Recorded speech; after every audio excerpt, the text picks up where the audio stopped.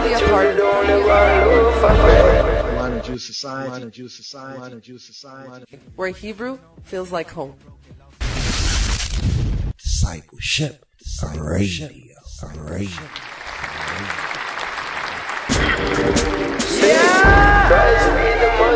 Come be a part of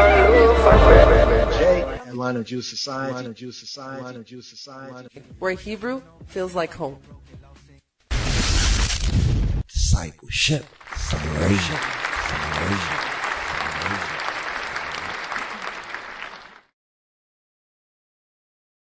Shalom, Habarim, Shabbat Shalom, Senbet For this Shabbat Phinhas, Senbet Phinhas.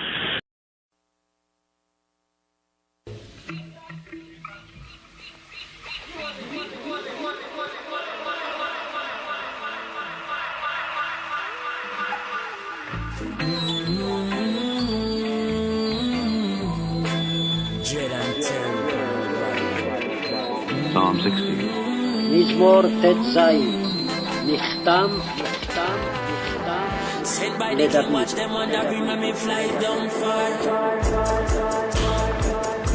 Preserve me, O God, for in thee do I put my trust.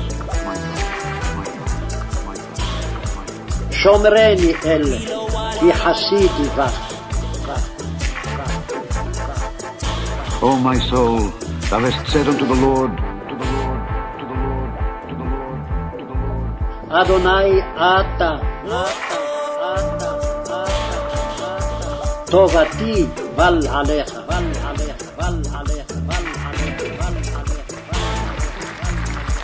Thou art my Lord. אדוני Come be a part of My goodness extendeth not to thee, but to the saints that are in the earth, and to the excellent in whom is all my delight. Their sorrow shall be multiplied that hasten after another God. Their drink offerings of blood will I not offer, nor take up their names into my lips. The Lord is the portion of mine inheritance and of my cup. Thou maintainest my lot. The lines are fallen unto me in pleasant places. Yea, I have a goodly heritage. I will bless the Lord, who hath given me counsel. My reins also instruct me in the night seasons. I have set the Lord always before me.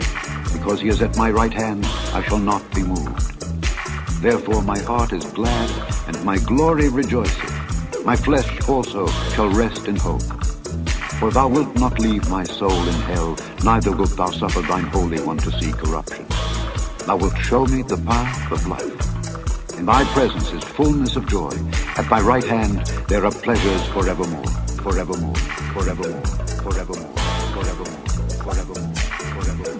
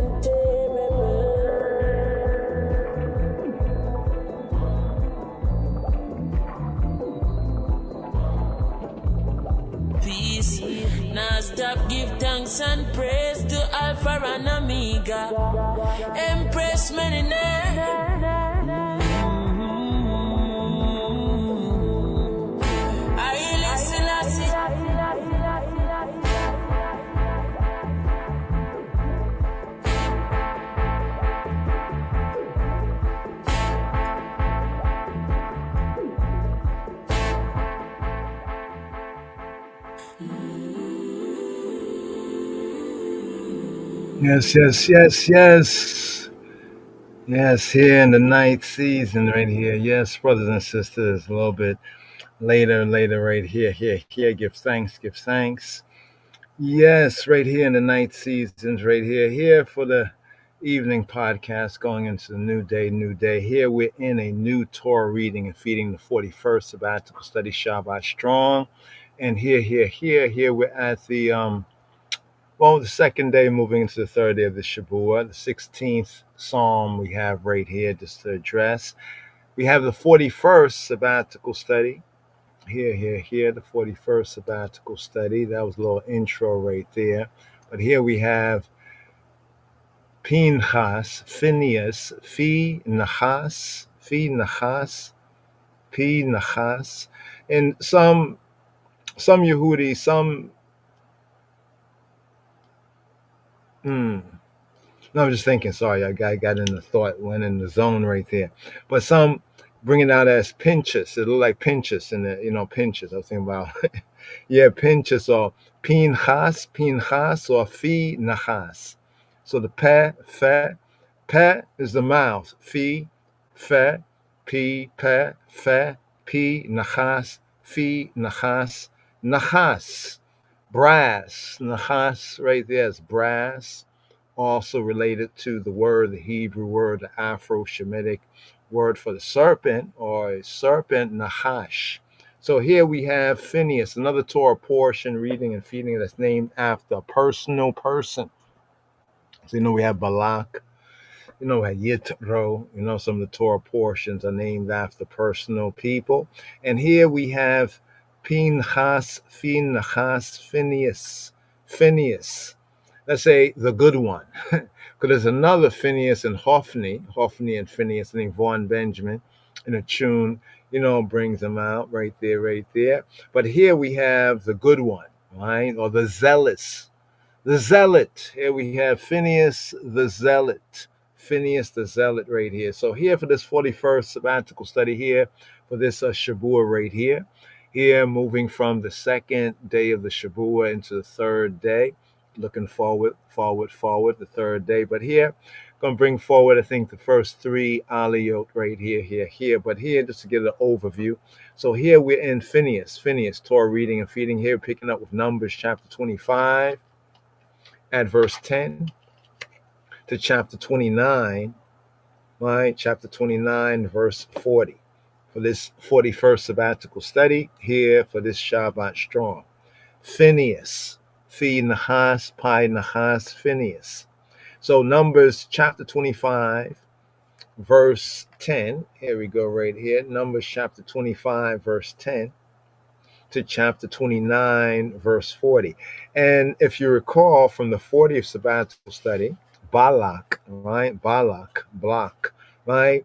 We actually are first introduced to Phinehas from the previous Torah reading and feeding, from Balak, right? Balak, in the latter portion of the 40th sabbatical study, Numbers chapter 25. So the first 9 verses, for continuity purposes, matters. The first 9 verses, Numbers chapter 25, right?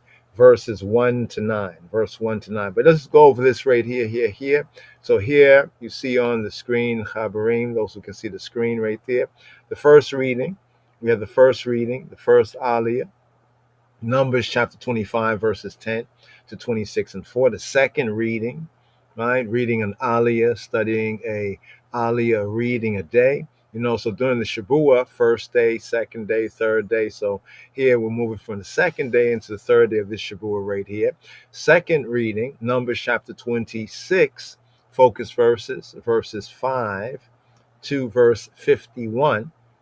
And then we get to the third aliyah, the third reading, right? Coming up actually the next day, coming forward, the day that's coming in. So Erev Tov, good evening, and the evening leads to Laila Tov, Laila, the night, good night, Laila Tov, and to the morning, Boker Tov, Boker, the break of day, right? So for the new day coming in, we have the third reading here in this 41st sabbatical study for the Shabbat Strong, namely Numbers chapter 26, verse 52 to chapter 27, verse 5.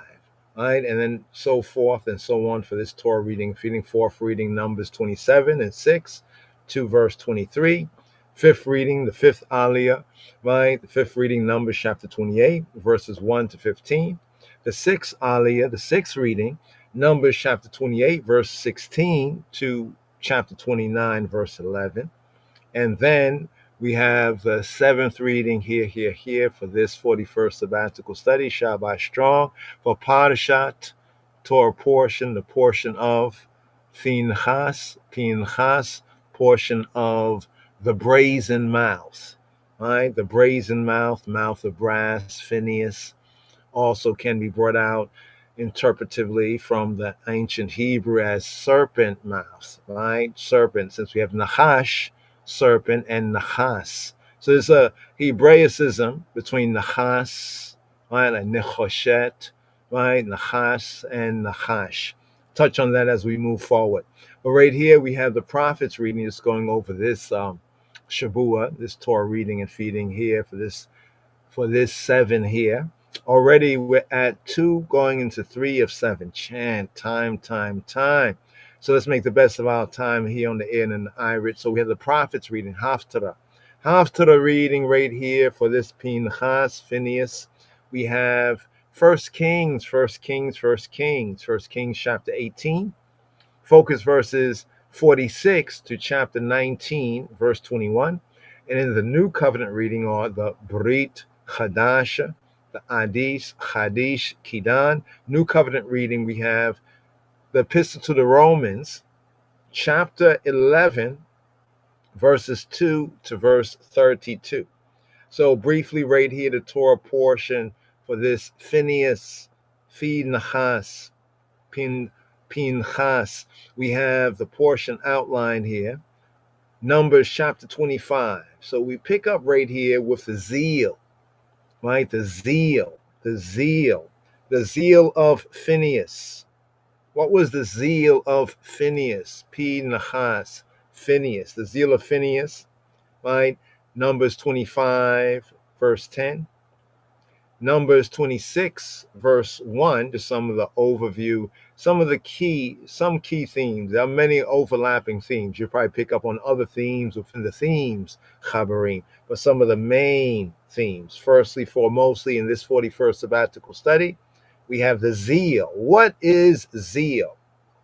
Now, some of the Chabarim might already know because we've touched on this previously, but as principles of our study, right? The word for zeal, right? To be zealous or have zeal, right? The other side of the coin is like jealous. So zealous / jealous. We'll touch on that as we move forward. So what is zeal? And what was the zeal of Phinhas, the mouth, the brazen mouth? One thing is curious and interesting concerning this Torah reading and feeding. We take the plain meaning of Phinehas, Phinhas, right? The plain meaning, or one of the plain meanings, is brazen mouth, brass mouth, brazen mouth, as well as copper. You could say copper mouth because Nahash, copper, brass, that connection with the primary metals.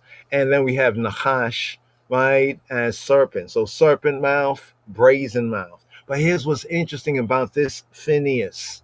We say the good, right, or the zealous, and therefore in Yahweh's eyes, HaKadosh Baruch Hu Baruch Hashem, the good Phinehas.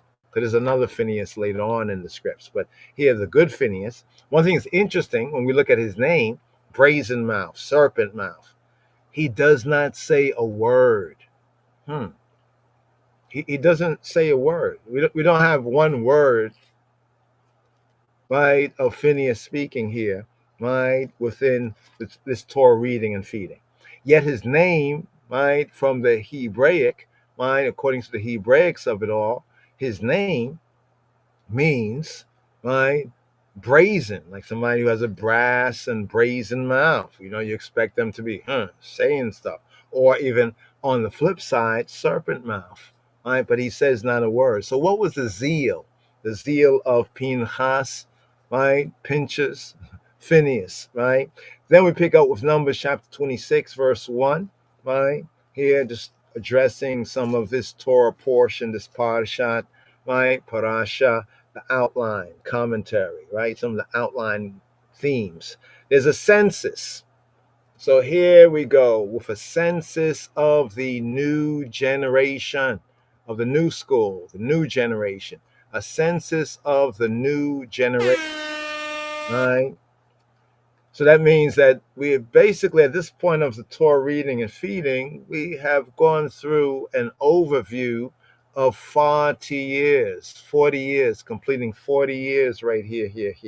Right? So the new generation, right? There's a new generation, right?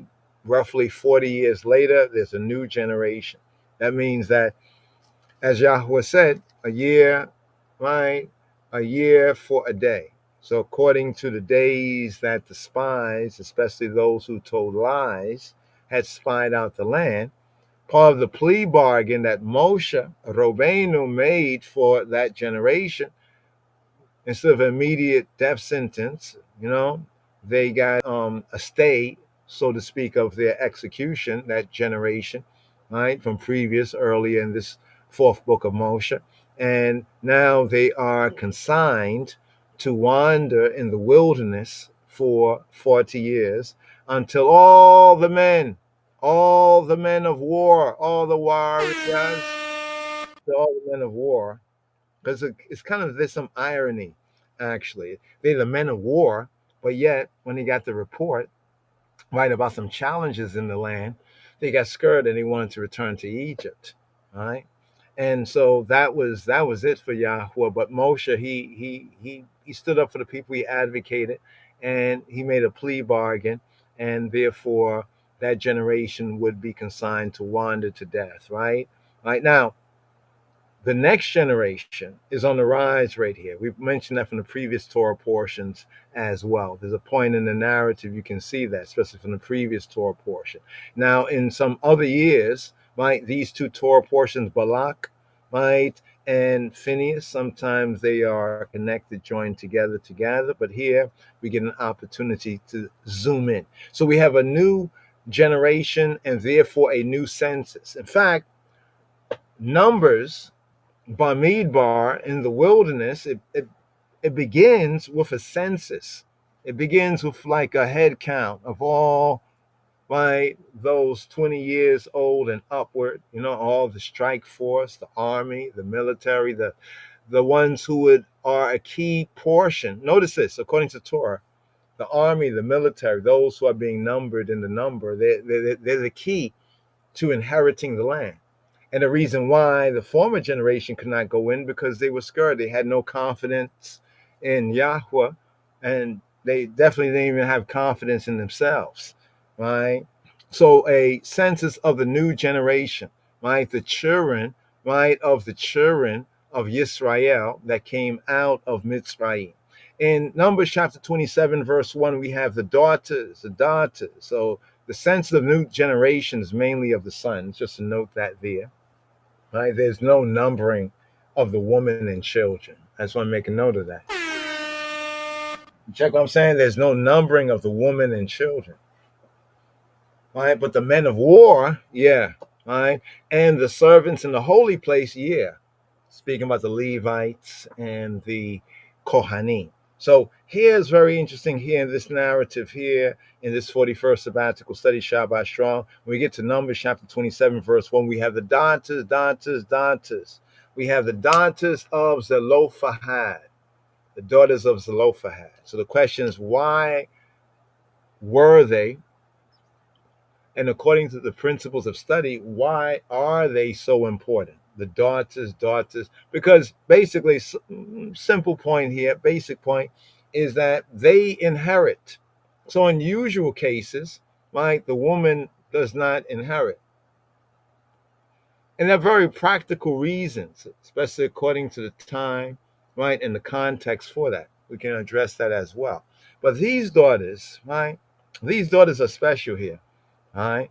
Partly is because of the honor. They seek to honor their father, right, who died, right, in his sins, and love how they bring it forward. They say, our daddy, like was the rest of these guys that died because they, provoked Yahweh. He died in his sins. You know what I mean? But should that be that his name perish and that there's none to inherit because he had no sons, right?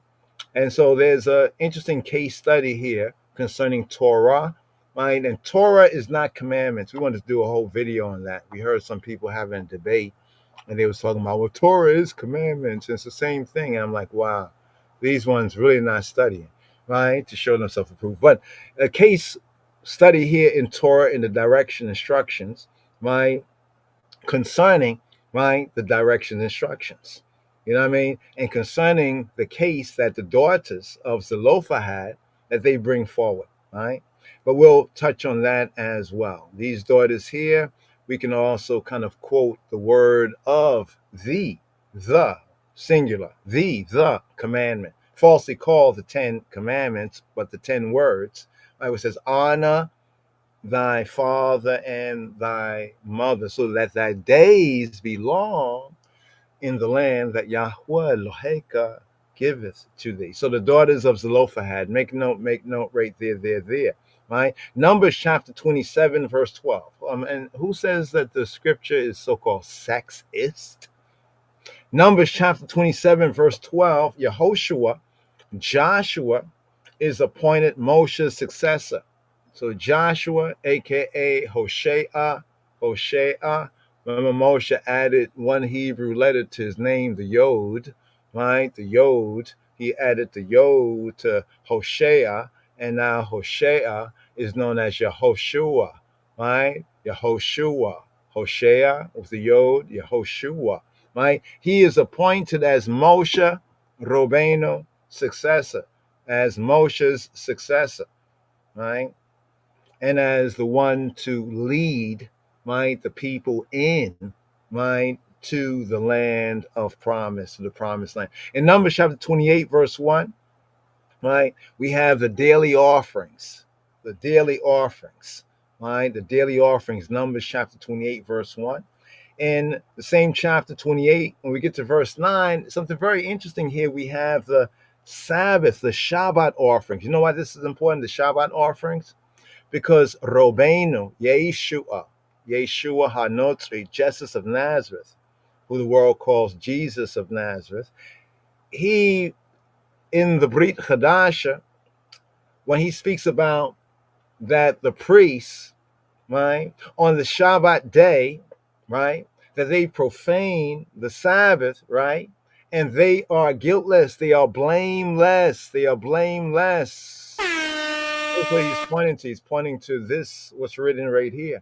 Right? And it's important for us to study it, because what does Yeshua mean when he says that, about the priests on the Shabbat day, that they profane the Shabbat, and yet they are guiltless, they are blameless? Well, it's because of the Shabbat offering, that even on the Shabbat day, there is an offering that must be offered. So therefore, at least from the perspective of the Levites, the Levites, and from the perspective of the Kohanim, the priests, there is work to be done, even on the Shabbat day. And what's that work? Well, the work is the work of the offerings.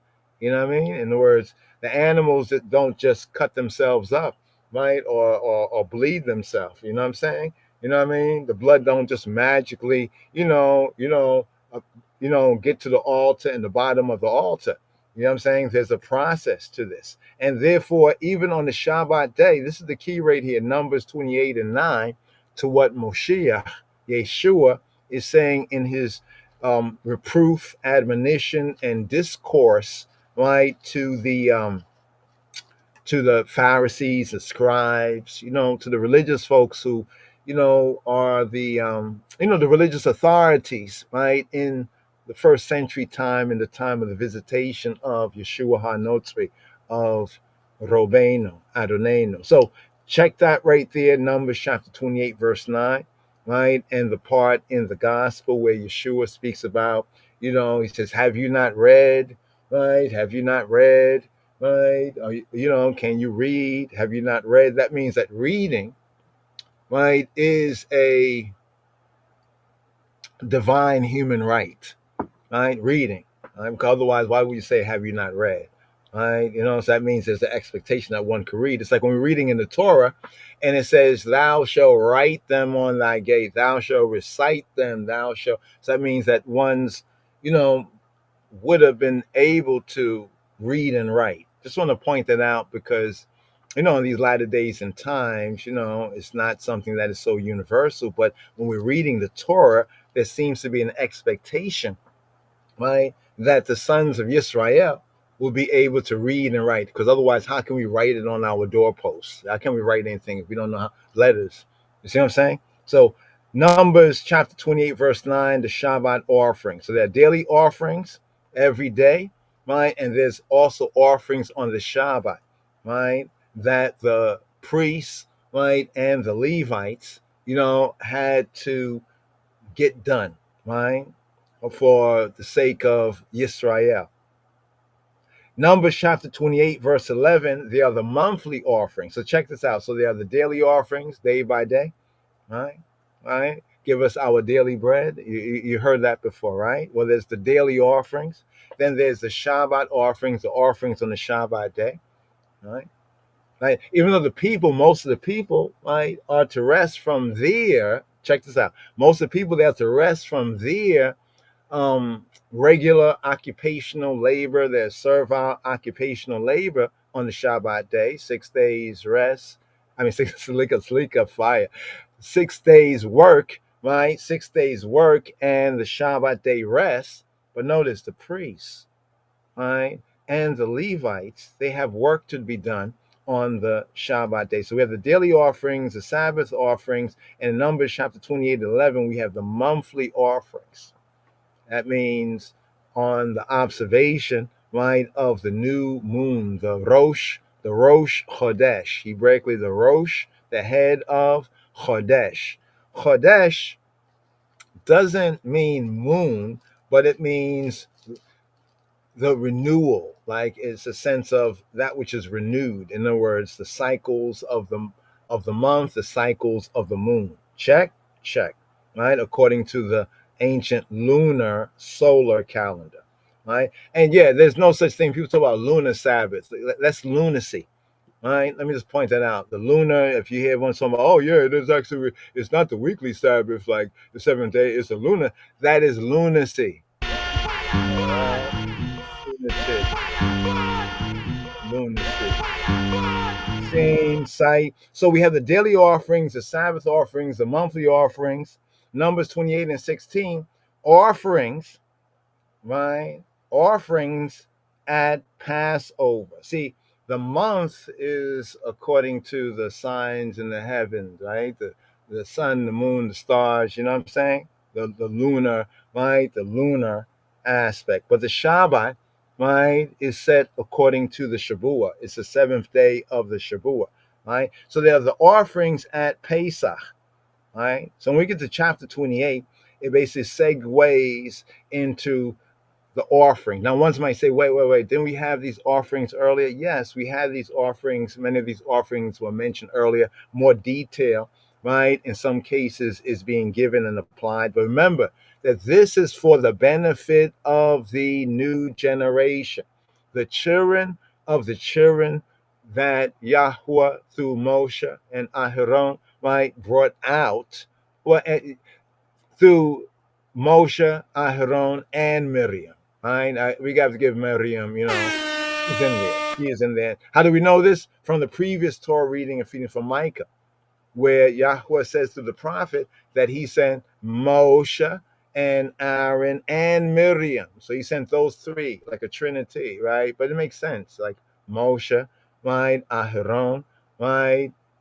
And Miriam, you know what I mean? The woman and the children, right? Do remember, right? So we have the offerings. So offerings are being like kind of brought out, right, from chapter 28. As we mentioned already, but to mention again, the daily offerings, the Sabbath offerings, the offerings on the Shabbat day, right? That the priests, who technically speaking, one could say, why they're doing work? The priests are still doing work, right? They're doing offerings, right? The same type of offerings, basically in principle, that they offered in the week, right? They are doing offering, right, on the Shabbat day, what Moshe mentioned. right? Yet they are blameless, yet they are guiltless. Why they guiltless? Because Yahweh said so. That's the plain thing. Yahweh said so. This is why what Yeshua was saying to the Pharisees and scribes and the false accusers, right, was basically saying that you're talking about what I'm doing, healing folk, on the Sabbath day, right? And you're blaming, right, he who is blameless, and you're trying to shed guilt on he who is guiltless, right? So it's a very interesting comparison that Yeshua in the New Covenant is making, right, when he goes to Numbers, right? He's referring to Numbers chapter 28, verse 9. And after Yeshua made his point, what did they say? They say, no, you're wrong. No, you're not interpreting it right. No, he shut them down. They had to be shut down, right? And to know themselves as hypocrites, right? So we have the monthly offerings, the offerings at Passover, Numbers 28:16, right? Numbers 28:26, the offering at the Festival of Weeks that we just had previously, aka Festival of Weeks is also called Pentecost, right? In the Koine Greek. Why? Because Pentecost refers to the Chamashim Yom. Chamashim Yom in the Hebrew is the 50th day, right? 50 days after Passover. But more specifically, 50 days after the offering of first fruits during the Passover season. Then we get to Numbers chapter 29, verse 1. We have offerings, right, at the festival, the feast, the festival of trumpets. So this is what we're looking forward, actually, right, to the appointed holy days, looking forward to the 7th month, the 7th moon, right, roughly around the September, October time. The offerings at the festival of trumpets, right, the festival of trumpets. Numbers 29:7, the offerings on the day, the Yom HaKippurim, on the day of the atonements. They said day of atonement. According to the Hebrew, we got to add an S to this. It's the offerings on the day of the atonements, plural, atonements, not Yom Kippur, as you might have heard or been made to believe, right? But actually, according to Torah, it's Yom HaKippurim, not Yom Kippur, but Yom, day. Yom is right, but not Kippur. It's Yom the Kippurim. See, Kippur is like one atonement. Kippurim is the atonements or the coverings. These coverings are the coverings for Kol Yisrael. Check. So in Numbers chapter 29, verse 12, we have the offering at the festival of booths. Festival of booths or huts, sometimes referred to as tabernacles, Sukkot, booths, huts, tabernacle. So you can see right here from Numbers chapter 28, verse 16, till we get to Numbers 29 and 12, is the offerings for the 3 times in the year, where all the males are to present themselves in the place that Yahweh Shemo Sham, wherever he Shemo Sham, wherever he sets, right, his name, Shemo, his name, right? So we have Passover, first of the 3 times, right? Of course, in the Passover time, we have Pesach, we have 7 days of unleavened bread, then we have the offering of the first fruits, right? Those 3 there. Then, right, 50 days later, we have Pentecost or Chag HaShavuot, the Feast of Weeks. We count 7 Shabbats, right, complete, right? And on the morrow after the 7th, so 7 times 7, 49, plus 1, 50. That's how we come to Pentecost in the Koine Greek, bringing out a synagogue Greek translation, right, of the Hebrew Chamashim, the 50th Yom, the 50th day. So that's the second, right, feast of Festival of Weeks. Then the final 3, right, the final 3 that occurs at the third of the 3 times in the year, right, the third of the 3 times in the year. The offering at the Festival of Trumpets, the offerings on the Day of the Atonement, and the offerings at the Festival of Booths or the Festival of Huts, also known as the Feast of Tabernacles, right, which occurs at the end of the year. Just want to point out, end of the year. Now remember, we touched on this already. 7th month. So what's up? We get to the 7th month. How do we get to the end of the year? Because Yahweh says so. That's how we get to the end of the year. But more importantly, it's to the end of the agricultural season, right? The end of the agricultural season, also the end of the ecclesiastical or the Hebrew churchical season, right? So we have the 7 appointments that occur in 3 times that occurs during the 7 months, right, of the first 7 months of the year, right? Then when we come to the Feast of Trumpets, the Feast of Trumpets correspond with what is known otherwise as Rosh Hashanah. So you might hear someone's argue, oh, Rosh Hashanah, that's not scriptural. It all depends on how deeply have you studied scripture. On a surface level, you'll miss it, right? Doesn't mean it's not there. Doesn't mean it's not scriptural. That just means that you missed it and you made a false accusation, saying that others are wrong, but you have not really studied very strong. So the festival of trumpets corresponds with the Rosh Hashanah. That's why you'll hear ones who know say, well, it's the beginning of the civil year.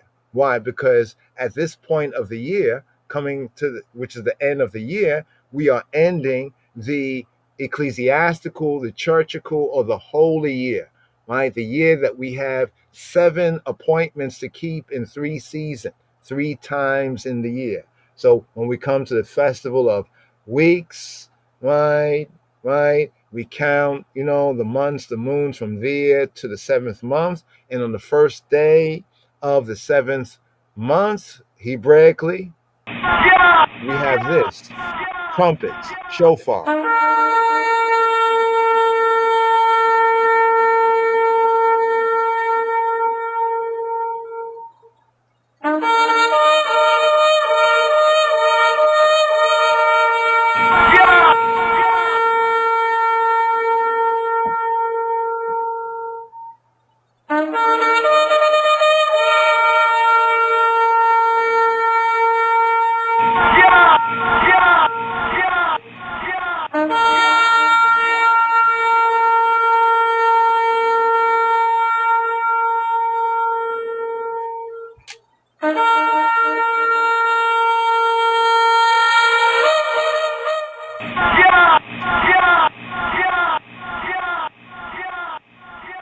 So for more details on that, Leviticus chapter 23 gives a good overview. But here, there's some details as it's given to this new generation, right? And the second counting, right, of the warriors of the children of Israel. The first counting we have is in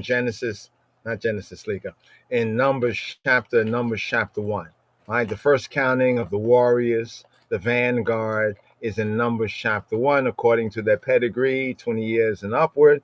But then when we come to, the later chapters, like after chapter 11 in Numbers, we see what happens, and basically they lose it, right? Seriously, they lose it. But here, the Torah portion outlined according to the prophets reading from 1 Kings chapter 18, we have the drought. The drought ends. There's a drought going on.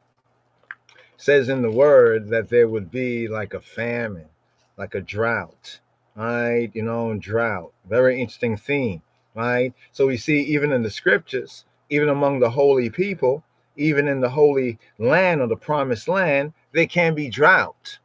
We talk about, oh, look, there's famine in Africa, there's famine in Ethiopia. That cannot be God's land, because God's land don't have famine. Will somebody shut them up? Right? Because, see, we see it right here. The drought ends, right? The drought ends. Remember Abraham and them, right? Abraham was told to come out of Ur of the Chaldees. So he came out. He entered into the Canaan. And what's one of the first things that happened? There was a famine in the time of Abraham. Does that mean that Yahweh was wrong or the land was not the land? No. Things in time have to go on, right? There was also a famine in the time of his son, right? Yitzhak, right? And there was also famine in the time of Yaakov, right? So just because we have famine in certain places, right? Ethiopia, Africa, over in that land, that don't mean a thing. That just means that we should give thanks and praise to the Almighty, the King of the King of the Kings, right? But First Kings chapter 18, verse 41 speaks about the drought, right? The drought ends. The drought is ending. In the New Testament, right, it speaks about that as well. I think the book of James, right, speaking about how he prayed, and the heavens were shut up and he prayed again and how it rained. Yeah. So here we have the groundation, First Kings chapter 18, verse 41, the drought ends. In First Kings chapter 19, verse 1, Eliyahu, Eliyahu, Eliyahu, Eliyahu, Eliyahu, Eliyahu, he flees from Isabel, right? From Isabel or from Jezebel. Word? Wait. Elijah flee from, remember Elijah?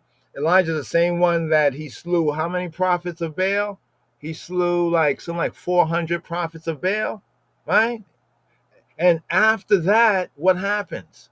Right? We get this scene here. If you read and study the scripture, in context, right? But here Elijah, he flees, right, from Jezebel. This is interesting. Right? This is a man of God, but why does he flee from Jezebel? Right? Yeah. Jezebel, yeah, don't want to use the B word right now, but yeah, Jezebel, right? He flees from Jezebel. And in chapter 19 at verse 11, Eliyahu, he meets Elohim, he meets God, right, at Horeb. Now notice Horeb, right? Remember the Israelites at Sinai?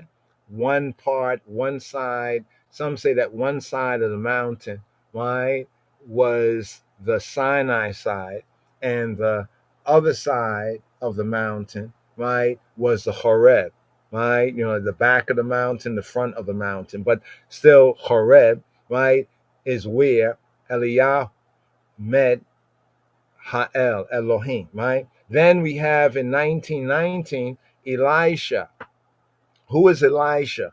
Elisha, right, is to become here in 1919 Eliyahu's disciple, right? Elijah's disciple, right? Elijah's Talmud, right? So that means that Eliyahu in respective was the Rab, right? The rabbi, you know what I mean? The teacher, right? And Elisha becomes his disciple, right? So we pick up with that right there. Now here for this Phinhas, right? Phinehas is the Hebrew name, right? Phinehas, that's translated into the, Phinhas, translated into the English Bibles generally as Phinehas, right? It is also the name of the 41st reading from HaTorah, because the second verse of the reading that says Phinehas, Pinchas, right? The son of Eleazar, the son of Aharon, HaKohen, the priest, has turned away my wrath. Numbers 25:11. Now, in this Torah reading and feeding, Yahweh makes a covenant of shalom. So here we have also another key, very important theme. The first theme right here is the covenant of shalom, the covenant of peace. All right, Yahweh makes a covenant, a berit of peace, or actually, I think in the Hebrew it says, "My covenant peace." My covenant beriti shalom with Phinehas and his descendants. He orders a second census. Now, remember, this is the second census. Therefore, we have to ask, well, what was the first census? All right, to understand what's really going on here, right? Here, as we're coming to the end of the 40 years, kind of probation, so to speak, the 40 years, settles questions, right? Settles questions about inheritance in this Torah portion. There are certain questions about inheritance, where, as we mentioned, in the usual situation, right, woman did not inherit.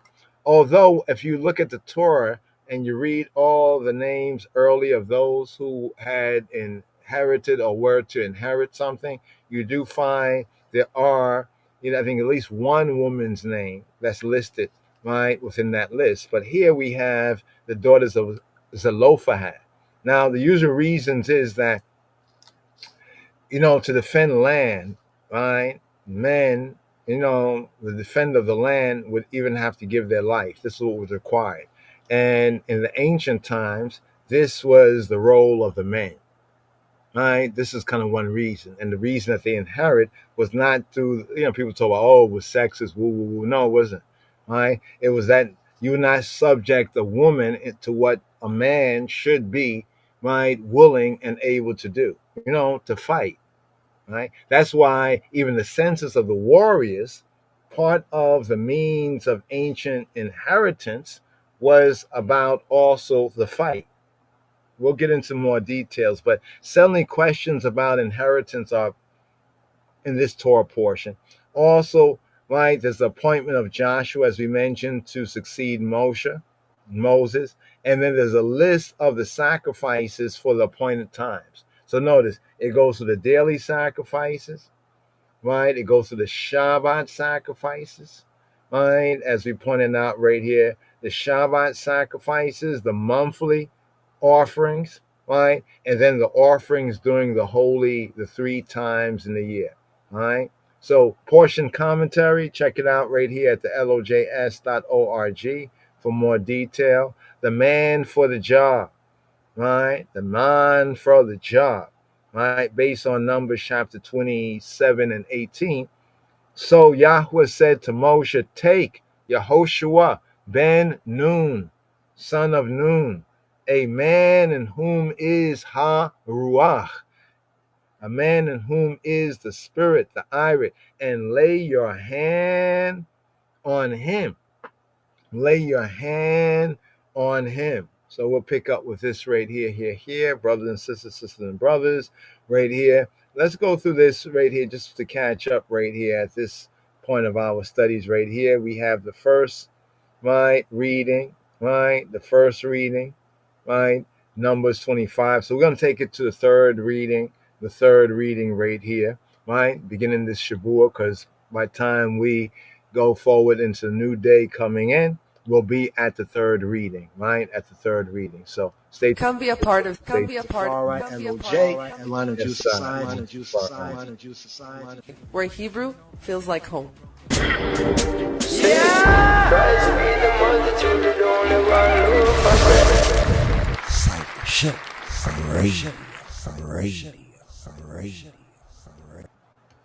So right here, let's pick up right here. Numbers chapter 25, verse 10. Numbers chapter 25, verse 10. Right? Phinehas, right? Mouth of brass, brazen mouth, right? Mouth of brass, brazen mouth, or even serpent mouth, right? But notice that in the text, Phinehas, he doesn't say a word, actually, But here I'm picking up chapter 25. Let's do this right here, chapter 25. Now remember also we have the theme of the serpent and brass here in the Torah portion. So in a continuity sense, right, we're continuing with similar themes, Chaverim. Now here, before we even pick up right there, we got it. Okay, yeah, we got it. So right here, Numbers chapter 25, just for continuity purposes, right? Because we actually had left off on the previous Balak, right? After nine verses. And just to catch up right here, these are 9 verses, so we can continue the flow, right, of the narrative. So, and Yisrael, all as one man, right? And Yisrael abode in Shittim, and the people began to commit whoredom with the daughters of Moab. And they called the people to the sacrifices of their gods. We brought out the sense of to sacrifice of their goddesses. It was the gods, right, that the daughters of Moab worship, right? And it brings it out in context in the Hebrew. And they did eat and bow down to their gods or their goddesses. Yeah. And Yisrael joined himself to Baal Peor, to the Lord, to the owner, to the husband, right, of the gap of the opening to the pimp of the opening. And the anger of Yahweh was kindled against Israel, all of them as one man, right? And Yahweh said to Moshe, take all the heads, take all the rases, the Rashim, take all the heads, the rases of the people, and hang them up before Lifnei Yahweh, in the face, in the presence of Yahweh, against opposite to, right, Hashemesh, against the sun. That so that the fierce anger of Yahweh may be turned away from Yisrael. And Moshe said to the Shoftei Yisrael, to the judges, the Shoftim of Israel, slay y'all every one his men that were joined to Baal Peor, that was joined to the owner, the husband, the Lord of the gap, the Lord of the opening. And behold, one, and look and see, one of the Bnei Yisrael, one of the sons of Israel, came and brought to his brethren, to his what? To his brethren, a Midianitish woman in the sight of Moshe. Now, let's recall that the beginning of the chapter, right, it talked about the daughters of Moab. But then in the previous Torah reading and feeding, Balak, right, a Moabite, Balaam, right, said to be a Midianite, or he was down with the Midianites. They were conversing, the princes and chief men of Moab and of Midian, right? So look how they misused their woman. Anyway, and his brethren, right, brought to his brethren a Midianitish woman in the sight of Moshe. Right? They were brazen, not hiding, not sneaking around. No, it was like open, right? And in the sight of all the congregation of the Bnei Yisrael, what were they doing? They were weeping. Question is, why were they weeping? Didn't you hear what I read in the verses above? Right? Think about it. How many sons, right, brothers, husbands, fathers were slain, right? Were hung, should we say, right?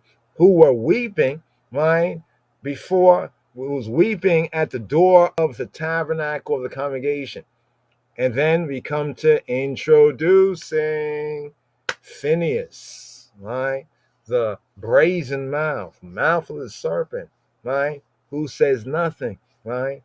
And when Phinehas, the son of Eleazar, the son of Aharon, HaKohen, Aaron the priest, saw. So notice Moshe saw it, the congregation saw it, right? But when Phinehas, the son of Eleazar, the son of the priest, so let's also note, though it says here, the son of Aharon, HaKohen, if we've been paying attention, it's a little bit earlier that Aaron had died, right? Moshe took him up to the, to that mountain and everything, Mount Hor, right? And took off the garments, right? Basically stripped, right, the father Aaron of the garments, because the garments were symbolic according to the context with the role that one were, the role that someone what is. That's why when it says in the scripture, this is what confuses some people.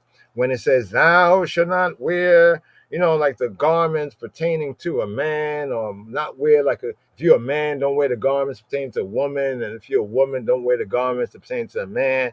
If you're not a priest, then don't wear the garments pertaining to a priest. You know what I mean? You know what I'm saying? In that context. So the garments were taken off. That explains the background and the context of the whole David and Jonathan incident, right? Where it seems as though they're exchanging garments, right? No Batimanism, homosexuality, sodomite activity. That's just a figure of their filthy imagination. And besides, their ignorance, because they don't really study Torah. So they don't really understand what they're saying, right? So Phinehas, right? He is the son of the present high priest, right? Eleazar, he is the Moshiach.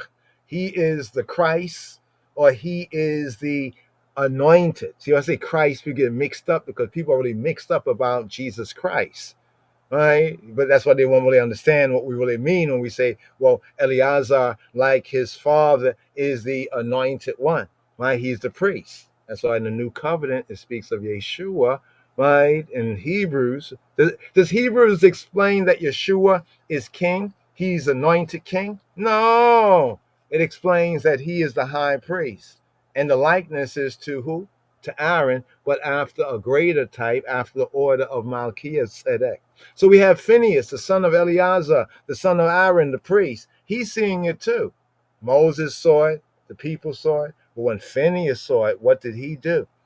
And we all see something, but the next one, Phinehas here, he saw it. He rose up, right? Phinehas wasn't going to take this sitting down. Phinehas rose up from among the congregation. So he was with the congregation too that saw this folly, this uckery going on, right? And what did he do? He took a javelin in his hand. Oh, wow. He took a what? A javelin in his hand. I think we had touched on the word for the javelin for a moment. Let's just hit this right here. What's that word for javelin again? Right? Yeah, romach. Yeah, he took the romach. The Roma, right? You know what I mean? The spear, the lance, right? So he took the javelin in his hand, right? Took the javelin in his hand. And what did he do? Right? Did he threaten? Did he threaten? Yo. No. He went after the man of Israel. Check it. He went after the man of Israel. So that means that Phinehas is a Levite, but even more importantly, Phinehas, because of his father Eleazar, right? The connection of Kohath, right? And the priest, right? So he's a potential priest, but really up until this point, there's no mention of Phinehas as priest. Check it, right? But he is of the priestly family. And he went after the man of Israel into the tent. Right? No knock. You know when it says a no knock. Phinehas had like his zeal, Phinehas' zeal gave Phinehas a no knock warrant. He had a no knock. You know, when they have a no knock, we're not gonna knock, we're just gonna bust in, gonna just walk in. And thrust both of them through. The man of Yisrael and the woman through her belly. So it seemed like he was able to juke both of them at one time. I wonder what they were doing, right? So the plague was stayed from the Bnei Yisrael, from the sons of Israel. So now here at this point is telling us not only were many of them, hold on for a moment, let's go back here for a moment. Do we see the word plague in this chapter? Notice so far, we go through the chapter, right? It doesn't mention plague. It mentions their fornication. It mentions their other gods and goddesses worship. You know, it mentions the pimp of the gap, the pimp of the opening, right? You know, talking about Baal Peor, the Lord husband of the opening, right? It mentions that the men that were joined, the judges was given the warrant to go out and slay them, right? And it mentions that the children of Israel, you know, they were weeping, you know, because of all that had gone on, right? And then Phinehas seeing this guy coming along, continuing to do, you know, after all that had happened, continuing so openly and brazenly too, right? But here in verse 8 it says, so the plague was stayed, right? Because what happens when, like it's back in remember back in the 60s and the other time they have all this like free love, it's free love, everybody just fornicating, and stuff. What usually happens after that? People come down with the most dangerous diseases. Yeah. All right. So even though those who were the ringleaders of it and others who were involved in it were slain and hung, right, before the sun, right, there's still the after effect. Right? So the plague here, right, was stayed from the Bnei Yisrael. And then here's where we left off the previous Torah reading and feeding. And those that died in the plague were 24,000. I tell you this, that the majority of the 24,000 were men, the overwhelming majority. In fact, up until this particular point here, we can safely say that it's likely that there was probably only one woman among the 24,000 based on the text. Why do we say that? Because this Midianitish woman, right? So when Phinehas, right, took the man of Israel, right, who was also, they were so close, he and that Midianitish woman were so close that when he juked the man, he juked her through their belly, and they both died, right? So maybe she might be one, though she's not of Israel, so we can probably drop her from the 24,000. But the majority of these are men, right? So here's what we pick up right here, right? Here's what we pick up, right? Yahweh spake to Moshe, saying, say what? Shalom, Habarim, Shabbat Shalom, send that salam, salam, salam, salam, salam. For this Shabbat Phinhas, send that Phineas. Here, Shema Yisrael, Shema, Rastafari, Hoy, Shema. Shalom, Habarim, Shabbat Shalom, send that salam. For this Shabbat Phinhas, send that Phineas. Here, Shema Yisrael, Shema, Rastafari, Hoy, Shema. Give ear, here. For this 41st sabbatical study, this Shabbat strong, here. The first Aliyah. Come be a part of. The first Anaphora, the first reading, offering up for this Shabbat Phinhas. Shabbat Finhas. This Torah portion reading and feeding. Hebrew, Phinhas. P, mouth, and Nahas of brass. P, pie, mouth, Nahas. Mouth of brass, brazen mouth, Nahas. Serpent mouth. Here we have first Aliyah, Hashem Ha'ab, where Habain, where Ruach Kadosh Yahweh Echad. Here picking up with the fourth book of Moshe, Hebrew book called the known Numbers. Here, chapter 25, verse 10. For this sabbatical study, this 41st, Hebrew first words right here. Daber Yahweh Moshe Lemor, and the Yahweh Yahweh HaKadosh Baruch Hashem spake to Moses, saying, Phinehas, the son of Eleazar, the son of Aharon HaKohen, Aaron the priest, hath turned my wrath away from the children of Bnei Yisrael, while he was zealous for my sake among them, that I consume not the Bnei Yisrael, the sons, the children of Yisrael, in my zealousy, in my jealousy. Daberi Yahweh el Moshe Lemor, Phinhas ben Eleazar ben Aharon HaKohen, Heshiva et Hamati me'al bnei Yisrael, Be'akano et kinati betoka, Ulo keliti et bnei Yisrael, Be'akinati. Wherefore, say, behold, I give to him my covenant of peace, my covenant beriti of shalom, and he shall have it, and his seed race after him, even the covenant berit of an everlasting kahuna, everlasting kahanet, everlasting priesthood, because he was zealous for Elohayu, for his Elohim, true good, true God, and made an atonement, Kippur, made an atonement for the Bnei Yisrael, the sons, the children of Yisrael.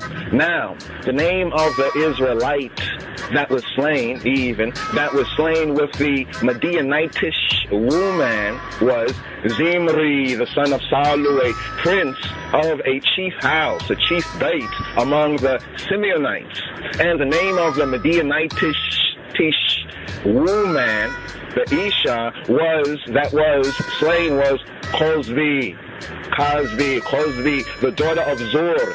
He was head Rosh Ras over a people and of a chief house Beit in Midian. And Yahweh Jehovah spake to Moshe, saying, Vex the Midianites, and smite them, for they vex you with their wiles, wherewith they have beguiled you in the matter of Peor, and in the matter of Cosby, the daughter of a prince of Midian, their sister, which was slain in the day of the plague for Peor's sake. Hear, Shema Yisrael. Rastafari, hoy, Shema. Hear. Fourth book of Moshe, Hebrew book. It's called Numbers chapter 26. The new generation of Yisrael numbered. And it came to pass after the plague that Yahweh Jehovah spake to Moshe and to Eleazar, the son of Aharon HaKohen, of Aaron the priest, Lamor, saying, take the sum of all the aggregation of the Bnei Yisrael from 20 years old and upward throughout their father's house, all that are able to go to war in Israel. And Moshe and Eleazar HaKohen, the priest, spake with them in the plains of Moab, by Jordan, Jordan, near Jericho, Lamor, saying, take the sum of the people from 20 years old and upward, as Yahweh Jehovah commanded Moshe and the Bnei Yisrael, the sons, the children of Yisrael, which went forth out of the land of Mitzrayim, out of the land of Kemet.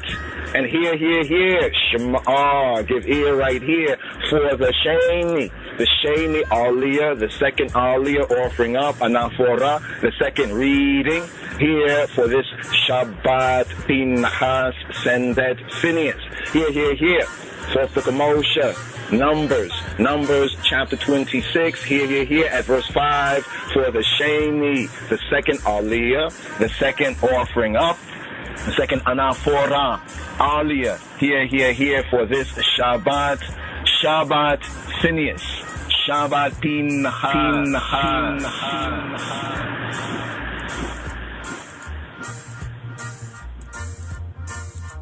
And here, Shema Yisrael, give ear right here for the Sheni Aliyah, the second reading and offering up for this Shabbat. And here, Shema Yisrael, give ear right here for the Sheni Aliyah, the second reading and offering up for this Shabbat, Phinhas, Shabbat, Sendet, Phinhas. Here, the Sheni, the second Aliyah for this Shabbat, Phinhas.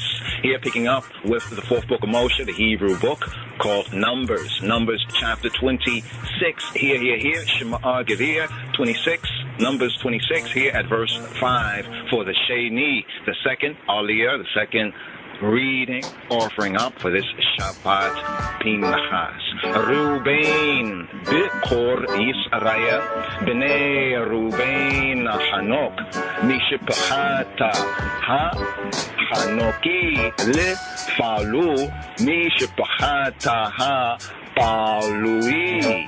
Here for the second reading, the second offering, Anaphora, lifting up. Second Aliyah right here, picking up with Numbers chapter 26, here at verse 5. Reuben, the eldest son of Yisrael. Reuben, Bikor Yisrael. Reuben, the firstborn of Yisrael.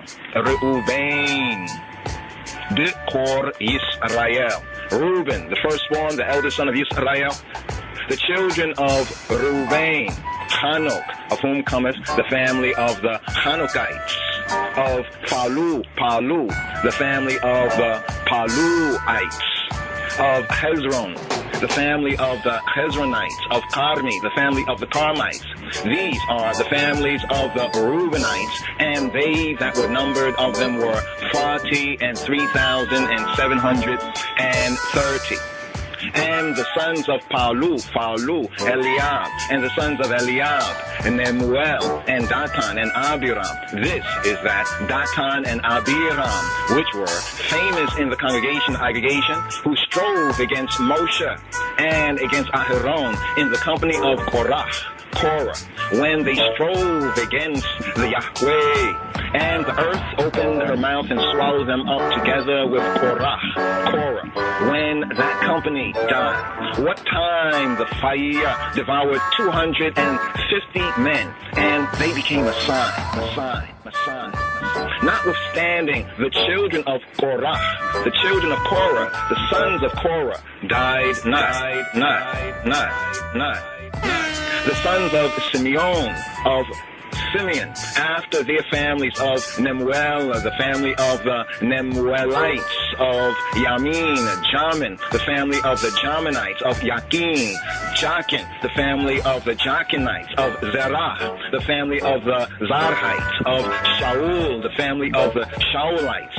These are the families of the Simeonites, 22,200. The children of Gad, after their families of Zephon, the family of the Zephonites, of Hagi, the family of the Haggites, of Shuni, the family of the Shunites, of Ozni, the family of the Oznites, of Eri, the family of the Erites, of Arod, the family of the Arodites, of Areli, the family of the Arelites. These are the families of the children of Gad, according to those that were numbered of them, 40,500.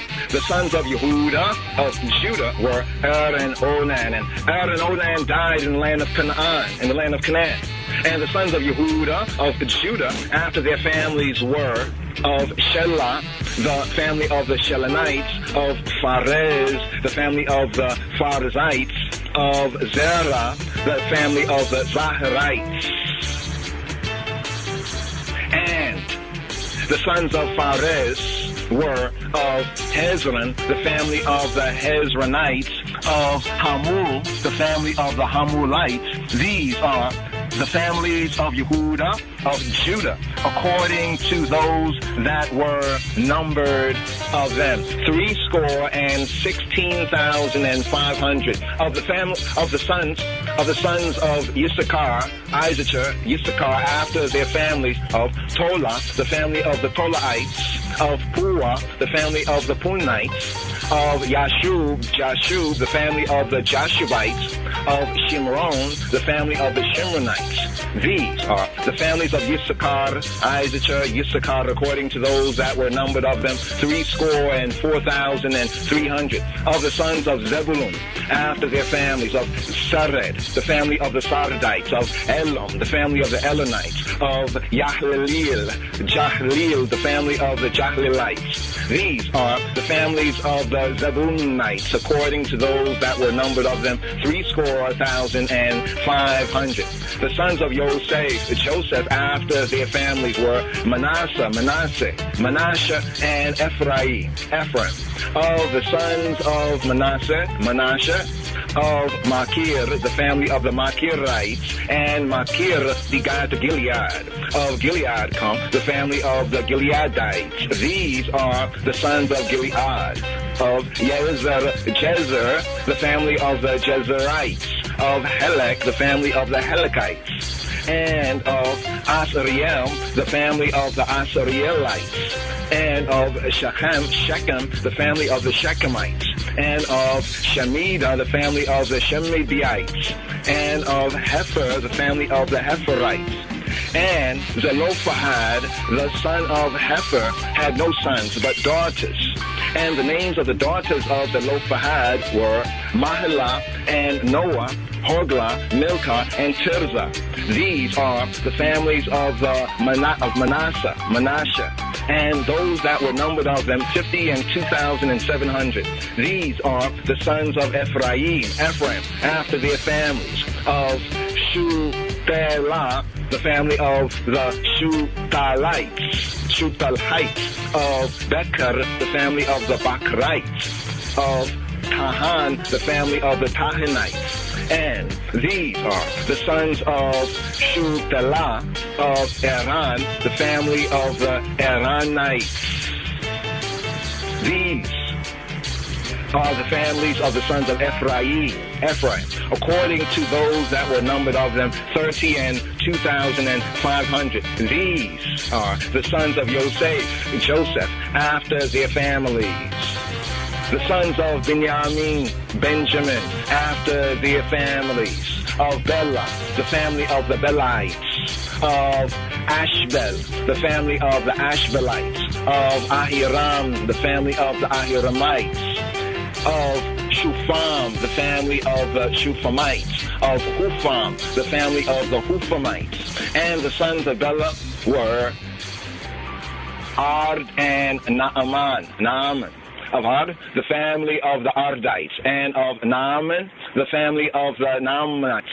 These are the sons of Benjamin, after their families, and they that were numbered of them were 40 and 5,600. These are the sons of Dan, after their families, of Shuham, the family of the Shuhamites. These are the families of Dan, after their families. All the families of the Shuhamites, according to those that were numbered of them, were 64,400. Of the children of Asher, after their families, of Jimnah, the family of the Jimnites. Of Jesui, the family of the Jesuites. Of Beriah, the family of the Berites.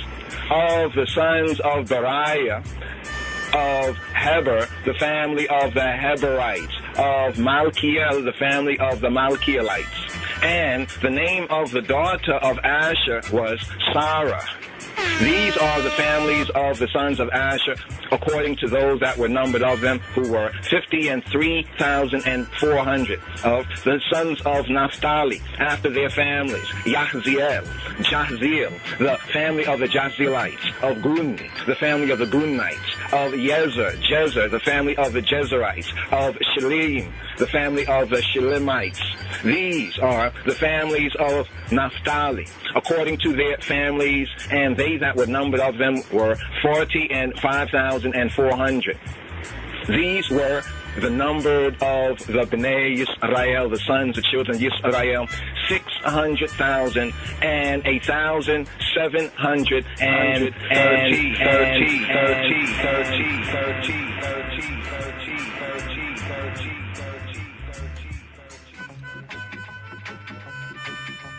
Here, Shema, give ear right here. Come be a part of for the Shalishi, Aliyah, where Hebrew feels like home. Aliyah, third offering up, the third reading. Here, Shema, give ear right here for the Shalishi, Aliyah, the third Aliyah, the third offering up, the third reading here for this Shabbat Phinhas. Senbet Phinhas. Here, picking up with the fourth book of Moses, the Hebrew book that's called Numbers chapter 26. Here, Shema, Israel, give ear. Numbers 26, verse 52. Here for the Shalishi, the third reading, the third Aliyah, third anaphora offering up for this Shabbat Phinhas, Shabbat Phinhas. וידבר יהוה אל משה לאמור לאלה תחלק הארץ בנחלה במספר שמות. And the Yahweh spake to Moses, Lamor, saying, to these the land shall be divided for an inheritance, according to the number of names. According to the number of Shemot. To many thou shalt give the more inheritance, and to few thou shalt give the less inheritance. To everyone shall his inheritance be given according to those that were numbered of him.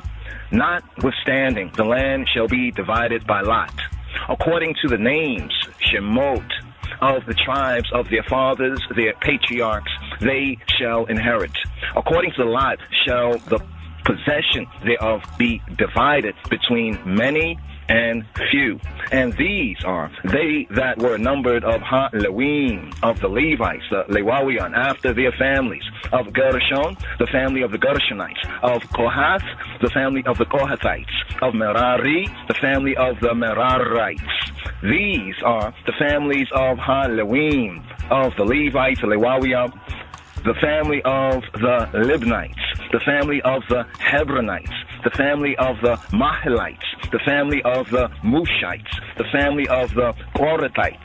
And Kohath begot Amram. And the name of Amram's wife, Isha, Eshet, was Jochebed, the daughter of Levi, whom her mother bare to Levi in Mitzrayim, in Kemet in Egypt. And she bare to Amram, Aharon were Moshe, Aaron and Moses were Miriam, and Miriam their sister. And to Aharon was born Nadab and Abihu, Eleazar and Ithamar.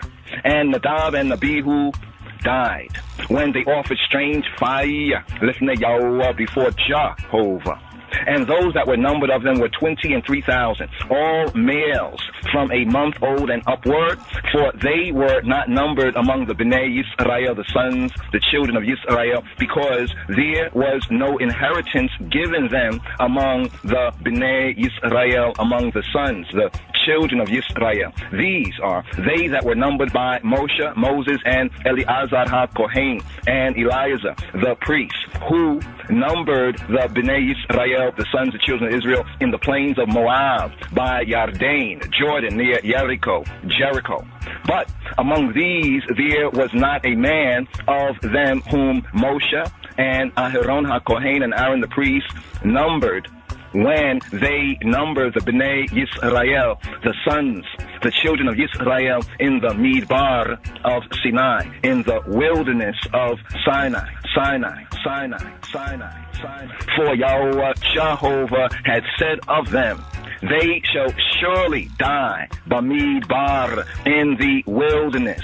And there was not left a man of them save except Caleb, the son of Jephunneh, and Yehoshua, Joshua, the son of Nun. Here, fourth book of Moshe, Hebrew book, called Numbers, chapter 27, the law of inheritance. Then came the daughters of Zelophehad, the son of Hefer, the son of Gilead, the son of Machir, the son of Manasseh, of the families of Manasseh, the son of Joseph. And these are the Shemot, the names of his daughters, Mahlah, Noah, and Hoglah, and Milcah, and Tirzah. And they stood lifnei Moshe, before Moses, lifnei Eleazar ha-Kohen, and before Eleazar the priest, and before the princes and all the congregation, the aggregation, by the door, the Patah of the Ohel Moed, of the tent of meeting, the tabernacle of the aggregation, saying, our father died in the wilderness.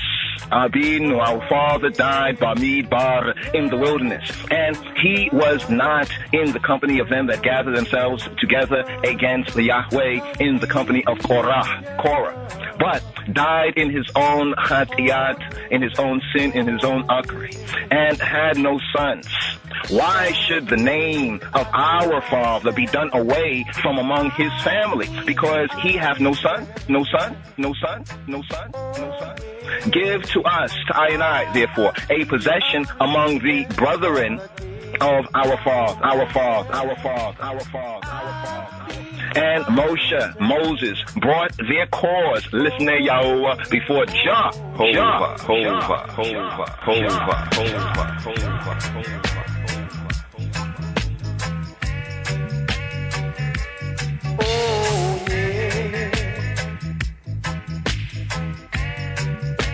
Come be a part of. All right, Jay, you want to introduce the sign? Where Hebrew feels like home. Discipleship. Separation.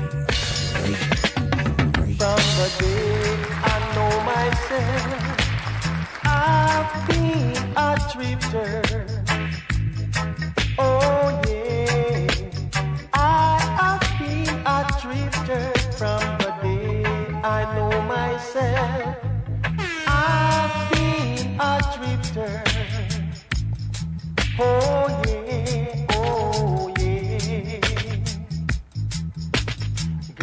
my life has been changed from the first day I met you.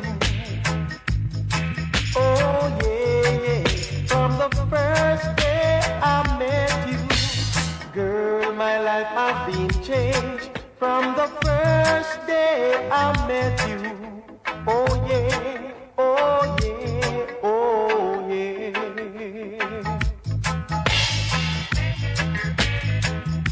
My life has been changed, yeah. I'm just a drifter for your love, sweet love, girl.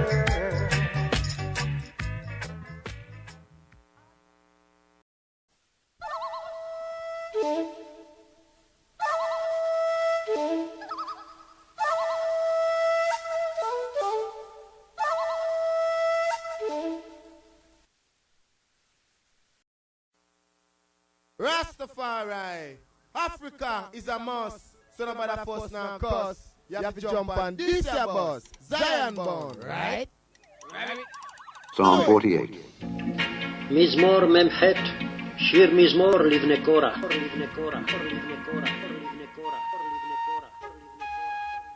Great is the Lord, and greatly to be praised in the city of our God, in the mountain of his holiness. Beautiful for situation, the joy of the whole earth, is Mount Zion on the sides of the north, the city of the great king. God is known in her palaces for a refuge, for lo, the kings were assembled. They passed by together, they saw it, and so they marveled. They were troubled and hasted away. Fear took hold upon them there, and pain as of a woman in travail. Thou breakest the ships of Tarshish with a neat wind. As we have heard, so have we seen in the city of the Lord of hosts, in the city of our God. God will establish it forever. Selah. We have thought of thy loving kindness, O God, in the midst of thy temple. According to thy name, O God, so is thy praise unto the ends of the earth. Thy right hand is full of righteousness. Let Mount Zion rejoice. Let the daughters of Judah be glad because of thy judgments. Walk about Zion, and go round about her. Tell the towers thereof. Mark ye well her bulwarks. Consider her palaces, that ye may tell it to the generation following. For this God is our God forever and ever. He will be our guide forever, forever, forever, forever, forever.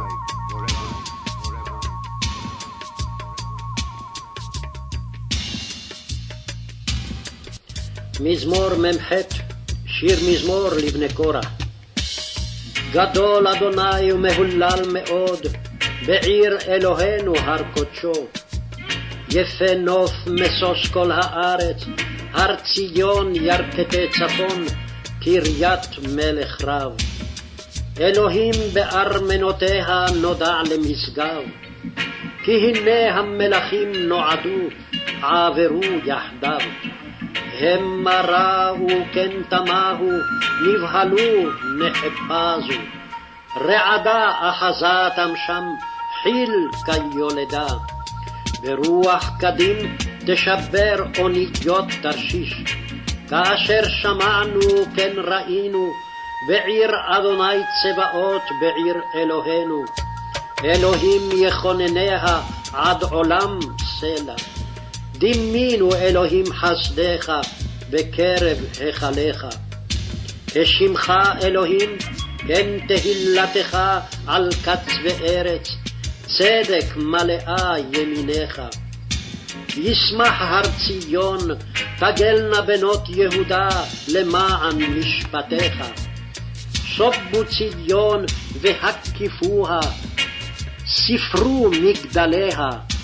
שיטו לבכם לחילה, פסגו ארמנותיה. למען תספרו לדור אחרון, כי זה אלוהים אלוהינו עולם ועד, הוא ינהגנו על מות.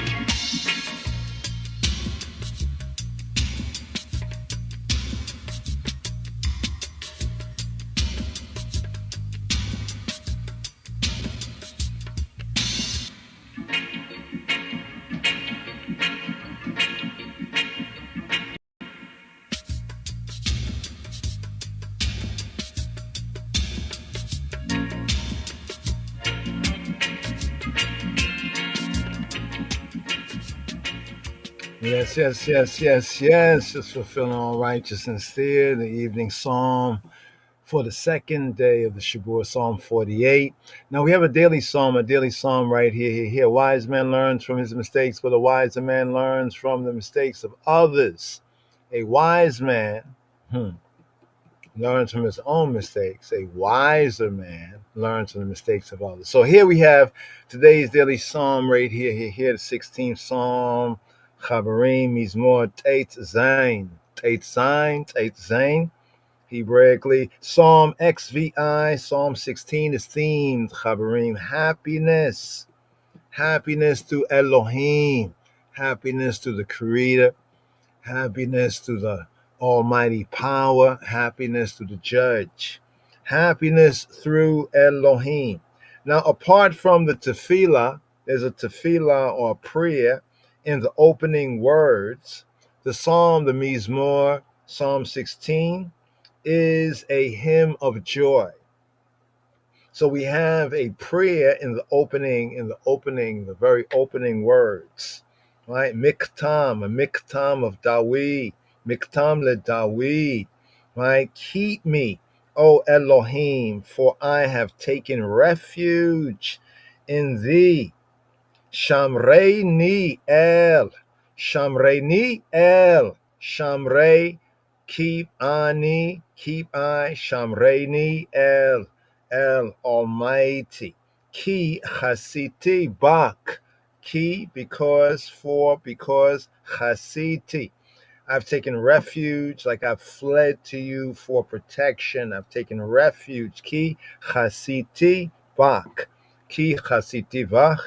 Ki chasiti bak, in the eye. So there's those opening words right there. You know, the beginning, we have Psalm 16 here, verses 1 and 2. His acknowledgement of Elohim, his acknowledgement of the Creator, his acknowledgement of the Almighty Power, the Judge. So Elohim, the attribute, we can say the title or function, right, of Yahweh, of He who be, who He be, as Creator, Elohim, as Judge, Elohim, as Almighty Power, Elohim. So the opening first two verses is acknowledgement of Elohim. Then we have verses 3 to 4.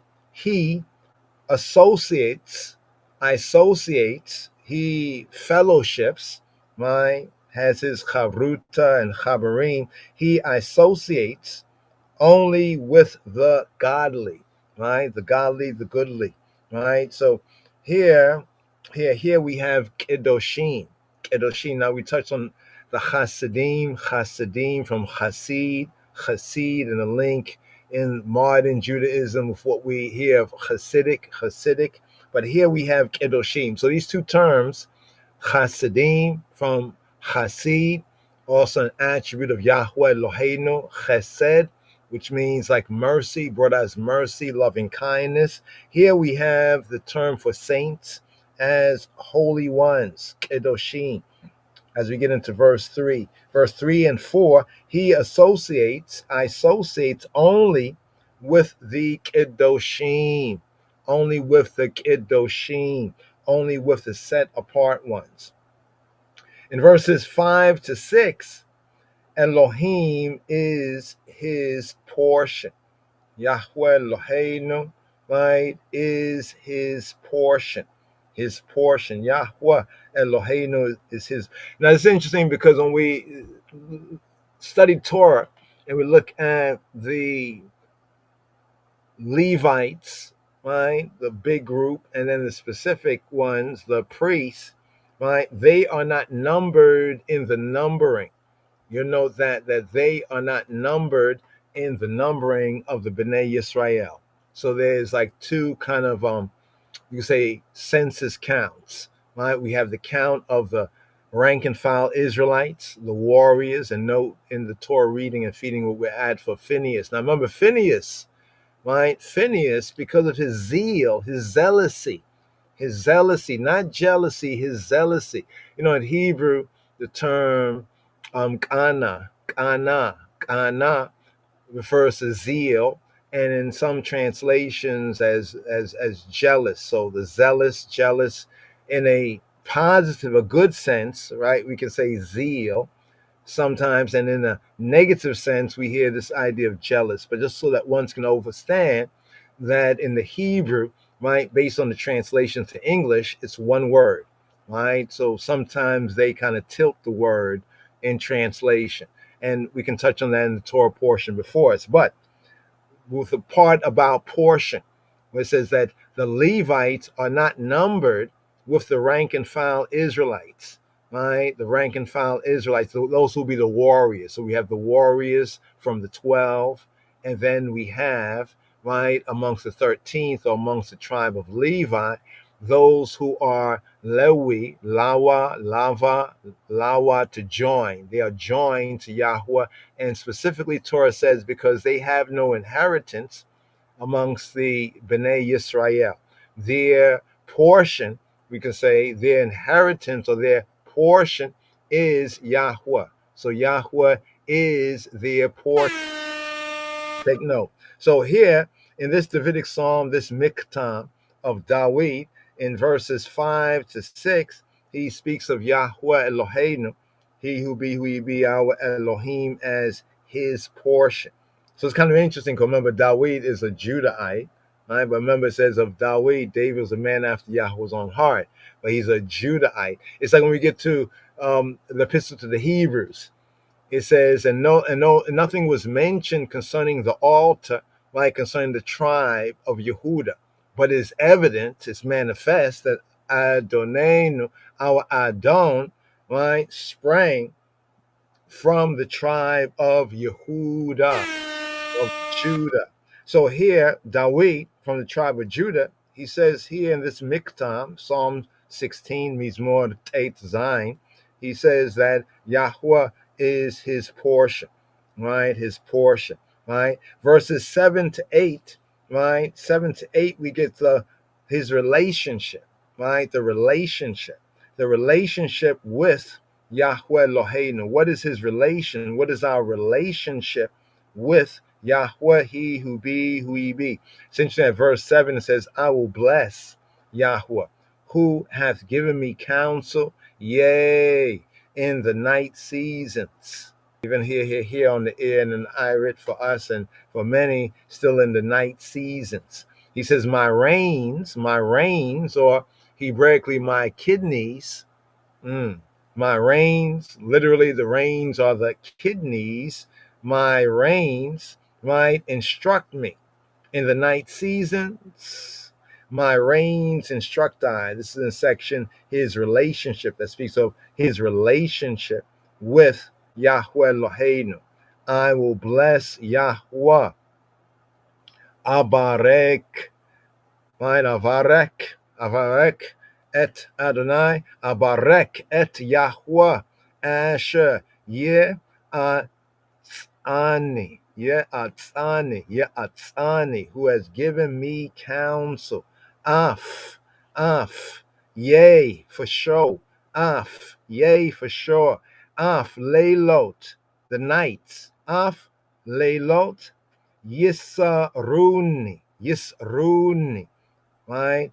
Surely the nights instructing me, yisruni, disciplining me, even a sense of chastising me, but the sense of instructing, right? Disciplining, reproving, yisaruni, right? Kiliot, the kiliot, right? Kiliot is the reins right there, or directly it is the kidneys. Kind of interesting, right? Right there. But here to the final portion is verses 9 to 11, which brings us to the, you could say, the root of the theme, Chaverim, of Psalm 16, right? His happiness, the happiness. Remember, Psalm 16, right, is themed and can be themed happiness through Elohim. Happiness through Elohim, right? Also theme refuge in Elohim, the highest good. Refuge in God, the highest good, right? Even look at the English, God and good, right? One has one O and the other has two O's. So anyway, refuge in God, the highest good, in the presence of distress, stress and distress, and in the presence of death, in the presence of distress and death, right? Now, the preceding psalm, just here, Psalm 15, it closed with the words. It closed with the words. What words? The preceding psalm, Psalm 15 means more teitvav. It closed with the words, right? We have right here. It says, here we go. Right. Uh-huh. Right. Ose, the doer, ele, the doer of these, lo, right? Lo yemot le olam. Ose ele, lo yemot le olam. He that doeth these things, ose ele, ose, the doer, ele, these, ose ele, the doer of these, ose ele, lo, not yemot, right? So the previous psalm closed with lo yemot, full lo yemot olam, right? Will never, sense of lo yemot, not being moved le olam, right? To time indefinite, or the sense of never ever being moved. This word of promise is repeated in today's daily psalm and the psalm before, Psalm 16, right? In Psalm 16, right, we get to the 8th verse. It says, I have set Yahweh always before me, right? Shawiti Yahweh li negadi tamid. I have set he who be who he be. Shawiti Yahweh, modern Hebrew. Shaviti Adonai. Here, ancient pointing, Shawiti, Yahweh, I have set. I have already said, he who be, lin negadi, before me, right? Before me, tamid, always, right? So this word of promise is repeated, right, from the closing of the previous psalm, Psalm 15, right? In Psalm 15, which is theme, God's guest.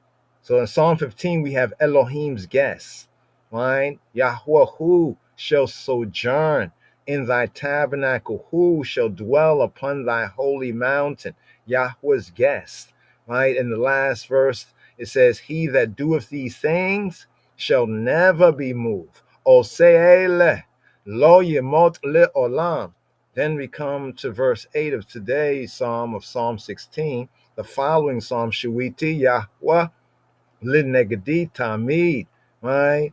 I have set Yahweh always before me. Ki mimini, ki, because me yemini, mimini, for from my right, yemini is like my right hand, ki mimini, because for from my right, to say my right hand, bal emot,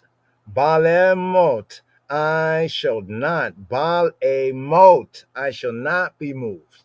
Emot, the sense of moved. Previous psalm, last verse, 5th verse of Psalm 15, it says, Osele, lo yimot olam, that one who does these, a doer of these, lo yimot, not being moved, yimot, lo yimot le olam, not being moved forever. Translation, never being moved, because the negation governs whether it is like ever, forever, right? If it's a negative, like lo yemot, not being moved, then the li olam would not be forever, but it'll be in the sense of never, right? So here we have the second part, right, of verse 8 in today's psalm. In Psalm 16, the following psalm says, ki mimini, because from my right, Baal Emot, Ki Mimini, Baal Emot, I shall not, right? Just like a tree planted by the water, right? I shall not be moved. So This is an utterance of faith in the mouth of Dawid. We are here confronted by a pattern recognition, a pattern of the unchangeable, beliving, admitting, crediting confidence of a friend of Elohim, a friend of the true and the living God of Elohim Chayim. For the writer, right, of Psalm 16, right, the context is that the writer of Psalm 16 is in danger, is in danger of death, as is to be inferred from the prayer that's expressed in the very first verse. What's that prayer? Right? Keep me, O Elohim, for I have taken refuge. Right? I trust, I flee to thee. Right? I've taken refuge in thee. And the expectation that we have, right, in the 10th verse. What's the expectation? For thou wilt not abandon my soul to the nether world, neither wilt thou suffer thy godly one, right? And here the term for the godly one, right, is not the kadosh, but the chassid. Thou wilt not suffer thy chassid, right, to see the pit. But there's no trace of anything like bitter complaint. So if you notice in Psalm 16, though it's a prayer, right, and there's an opening prayer in danger of death, overall the psalm here, the chant here is joyful and happy, right? Like the happiness, right? Even in the face of danger. Here in this psalm, unlike some other psalms, we don't have any trace of anything like bitter complaint, gloomy conflict, or hard struggle. The cry for help is immediately the cry that we have in the opening verse, right? Preserve me, O Elohim, for in thee do I put my trust. Right? The word chasa means like to flee, but it can also mean in a figurative sense. Literally, it means to flee someplace for safety, for refuge. But in the figurative sense, it's trust. Right? But right after these opening words, right, that call, that cry for help, it's immediately swallowed up.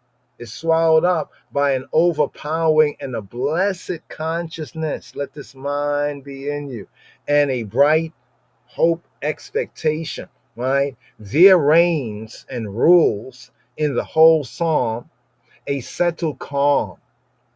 In the whole psalm, what rules, what reigns? The settled calm, an inward joy and a joyous confidence, right? Faithfulness, always faithful, always sure, right? That is certain that everything, right? Everything that it can desire for the present and for the future, it already possesses in its Elohim. This is the soul, the psychic, the psychic connection right here, right?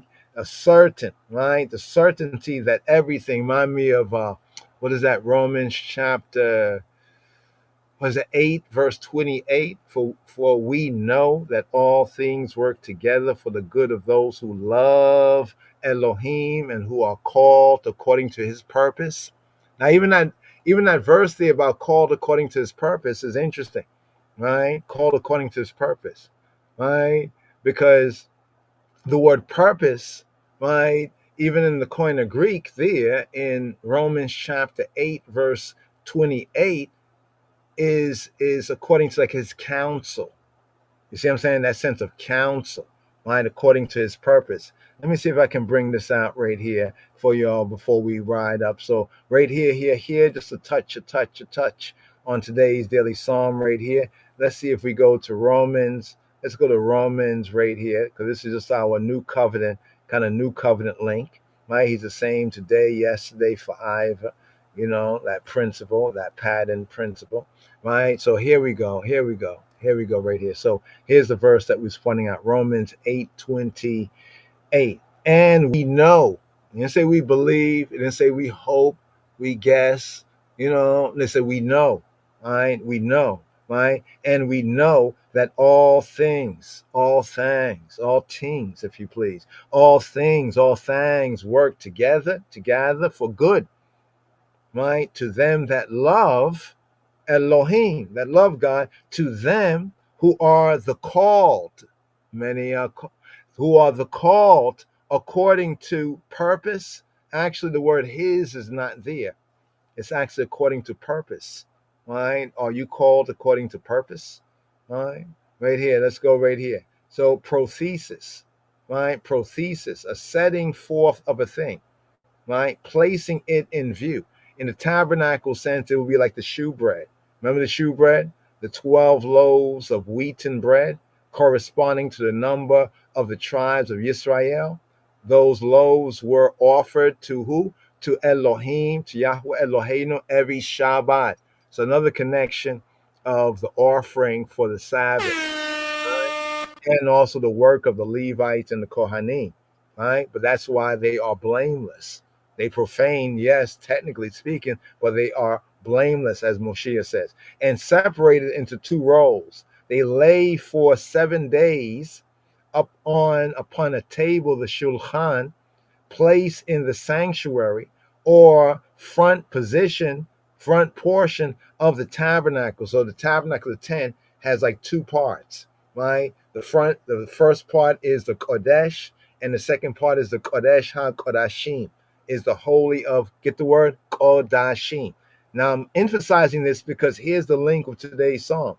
In Psalm 16, Mizmor Tet Zain, right? The holy ones in verse 3 are the Kedoshim, right? And the whole connection of the portion, right? Remember, we touched on section 5 and 6, verses 5 and 6 in Psalm 16 is themed that Yahweh Eloheinu is his portion, right? Is his portion, right? And there's a further link with the table of shewbread, right? And there's a link with this particular verse that we have here in verse 8, right? 7 and 8. When we get in 7 and 8, his relationship with Elohim. I have set Yahweh always before me, right? Like the shewbread. You know, the shewbread is set before, right? So the prothesis. Remember, this here is a prothesis, right? It's not the antithesis. You know, the antithesis. No, this is the prothesis. The prothesis, not the antithesis, right? Prothesis is a positive thesis. What is your thesis? Set it forward, right? So the bread, right, the shewbread was on the shulchan, right? The shulchan. And now verse 8, right, the annotator of the Shulchan Aruch, right? So Torah observant Yehudim, know that this is the compendium, Judaically, Hebraically, on Torah, on law. It's a document known as the Shulchan Aruch. Shulchan Aruch. Shulchan is table. Aruch is like a set table, properly ordered table. Right? This is like that table of the shewbread, where the bread had to be properly ordered, right? From Shabua to Shabua, ordering, right? On the first paragraph in the Shulchan Aruch, right, quote these very words, the words from Psalm 16 at verse 8, I have set Yahweh always before me. Shuiti Yahweh le negdi tamid. Le negdi tamid. Right? I have set Yahweh, Shuiti, Yahweh. I've set he who be, le negdi tamid, before me, right? Always. So the comment, the Shulchan Aruch, right, the table properly set, begins with these words, right? The Judaic compendium on like Torah and law. This is a leading principle. What's a leading principle? Right? The words that we have, right? The words that we have over here. Right? Let's come out of this for a moment. The words we have right over, there we go, verse 8. Right? I have set Yahweh always before me. Shuiti Yahweh lenegdi tamid. Right? Leading principle. A leading principle in the true faith. Right? In the true faith. Right? And in, quote, true religion. Right? And in the upward, going to higher heights, the upward striving of the righteous, the tzaddikim, who halakha, walk out ever, right, in the presence, in the face of Yahweh Eloheinu, walking in his face. Remember how Abraham was told to walk before me, right? He was told by Yahweh to walk before me and be thou perfect, right? Walking in his presence, right? Do we walk? How do we walk in his presence? How do we walk in the perception, right, that he is before us, that we are in his presence, even when nobody else is around? How do we walk, right, in his presence, in his face, in his perception? Do we walk with his POV, with his point of view, right, his perception of view? Do we view life from his perspective? So this is a leading principle. Shuiti, Yahweh lenegadi tamid, right? I have set he who he be always, right, before me. To have the consciousness, that anointed consciousness. Remember, David, right, was said to be a man after Yahweh's own heart. Now we know heart in the Hebrew sense is an idiom that refers to the mind, right? To the mind. To have the consciousness of being always before him. And therefore, if we are before him, then he is before us. You see what I'm saying? Right? If we are in his, if we are in his presence, then he is in our presence, our perception, right? Always before him. This must and does profoundly affect, not just effect, but affect man's conduct. You know how we conduct ourselves. We know that, well, he's always before us. So even if there's nobody around, check, right? Man's conduct in every circumstance. That's why he says, as the second part of the verse is ki mimini, balemot, balemot, right? I shall not, balemot, like almost like never ever. I should certainly, it has a sense like never ever, like I will not be moved, right? Ki mimini, balemot, right? Why? Because at my right hand, from my right hand, right, as my guide and helper, and even in the ancient and sometimes modern sense, the champion stood at the right hand, right? The champion stood at the right hand, right? But also the guide and the helper. I shall not be moved. And this here links with Psalm 15, right? The previous Psalm to Psalm 16, right? Elohim's guest, right? Yahweh, who shall sojourn in thy tabernacle, and who shall dwell upon thy holy mountain? And then it gives a list of qualifications, right? And then we come to the fullness. It says, he that doeth these things, right, shall never be moved. So when you read Psalm 15 from verse 2, right, it begins to answer who can shall sojourn in the tabernacle, who shall dwell upon thy holy mountain, to say like who can be in your presence, right?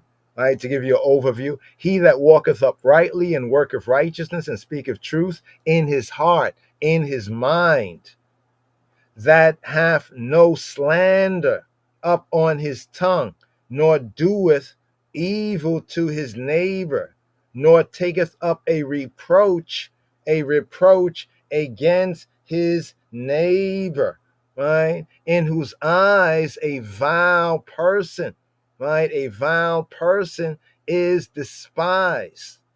But he honoreth them that reverence Yahweh.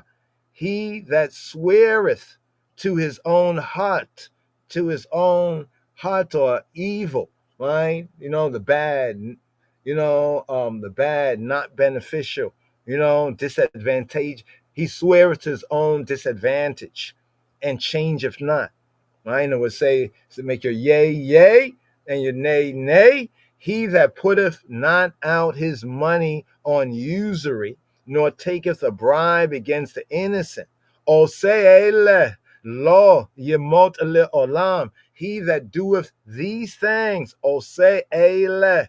He that doeth the doer of these, osele lo yemot le olam, shall never ever be moved. Therefore, that one is qualified, right? Qualified and verified, qualified to be a guest of Elohim, right? He, right, benefits from his protection, his guidance and protection, and successfully, right, withstands the attacks of the wicked, the attacks of the ratchet.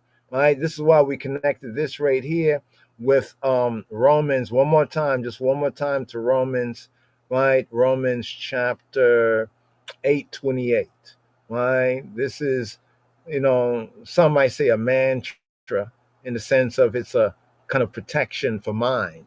Right? A word sound protection for mind. Right? Think on these things. Right? And we know that all things, he that do all things, right, work together for good, for benefit, for good to them that love Elohim, to them who are the called according to purpose, according to prothesis, right? The prothesis. Here we go again, bringing out prothesis, right? The Koine Greek right here, prothesis, right? A setting forth of a thing, right? And here comparing this word, the prothesis, right, in the Koine Greek describes the shewbread, right, that is set forth, right? Right, prothesis. You see, secondarily, it's a purpose, right? The purpose, right? The purpose. Here, a setting forth, right? In the figurative sense, it's a proposal.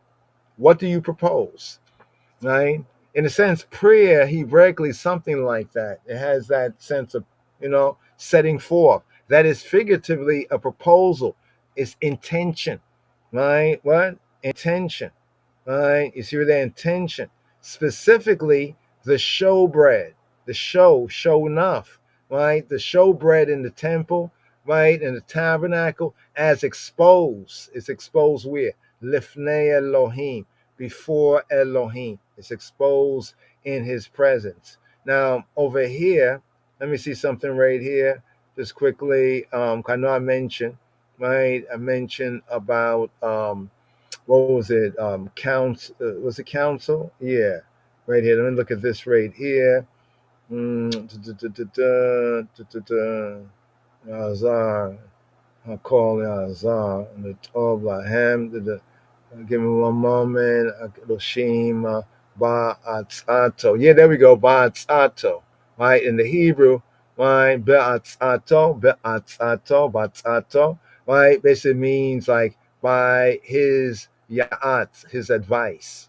Right? His advice. You know what I mean? His advice. I mean, in a sense, it is what Yahweh said to do. Right? He advised to set the bread there, for the Kohanim. So right here, just touching on a few keys about this song, you know what I mean?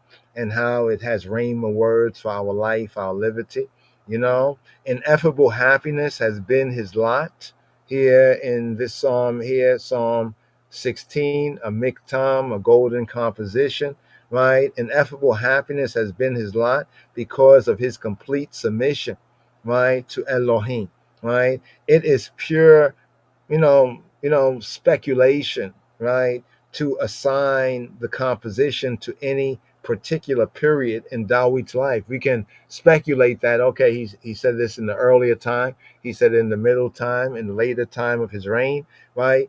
But that's just speculating. It seems as though this is a principle, right? This is like a kind of a principle of Dawid right here. You know what I mean? The miktam. Let's get into this right here. It's a little bit right here on the miktam. Just some keys right here. Miktam.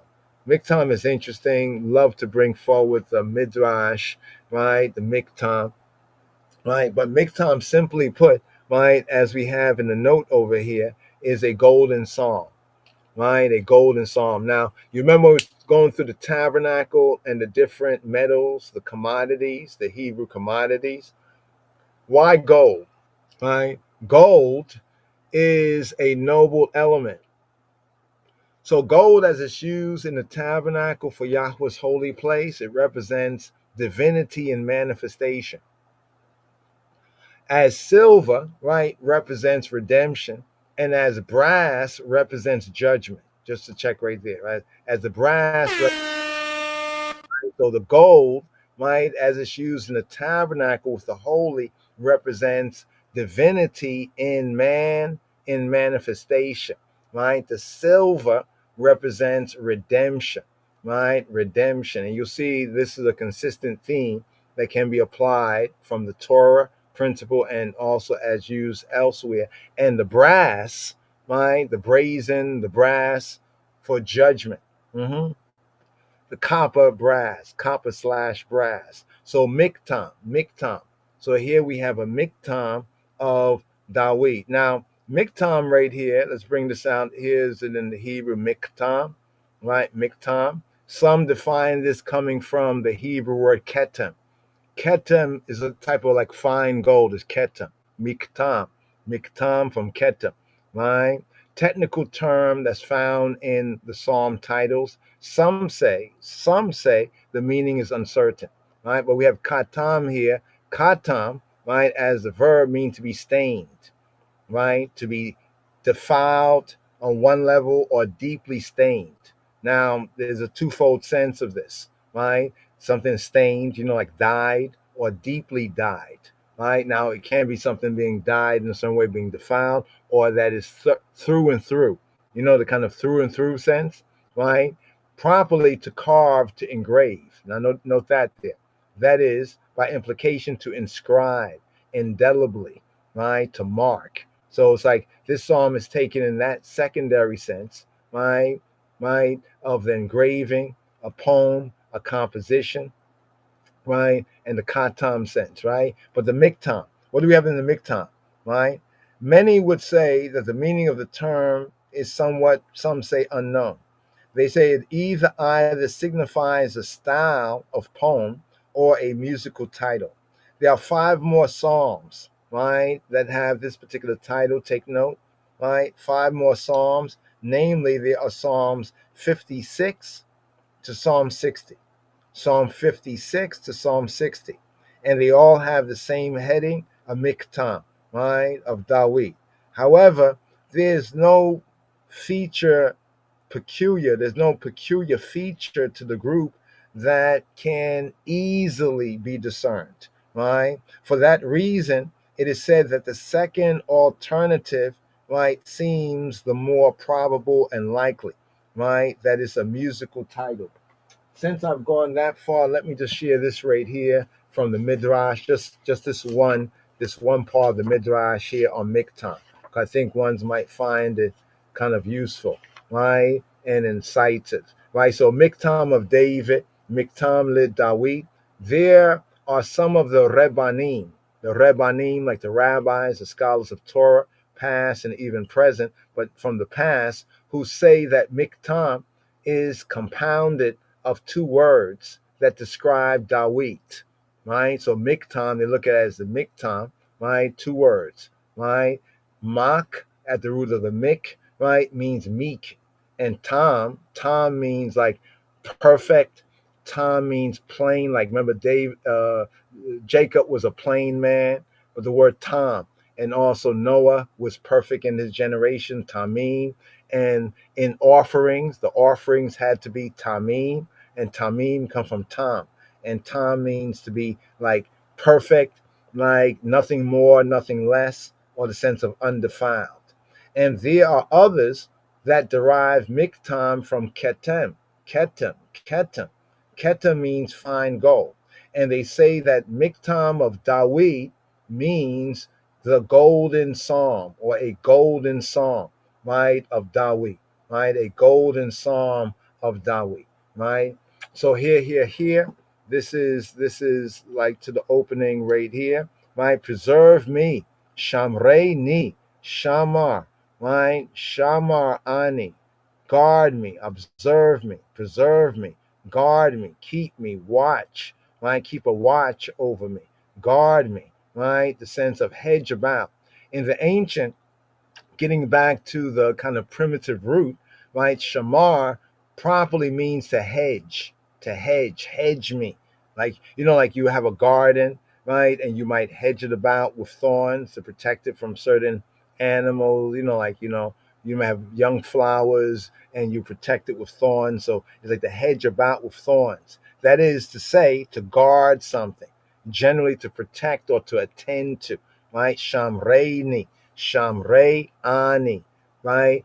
Preserve me, protect me, right? Remember for the Shabbat, right? It says to Shemor, right? Shemor, right? To observe, to guard it, to hedge it about. Protect me from evil, right? So when he says, keep me, right? O El, right? Shamrei ni El. So here we don't even have Elohim, but we have El, the root of Elohim, Hebraically signifying the Almighty, right? Protect me from evil is what he's saying. Shamreini, shamrei, protect, right? Preserve, guard, ani, guard I, shamreini, right? Shamreini El, right? Guard me, Almighty, protect me. For I have taken refuge in thee. I have said to Yahweh, thou art, right? Thou art, right? Adonai,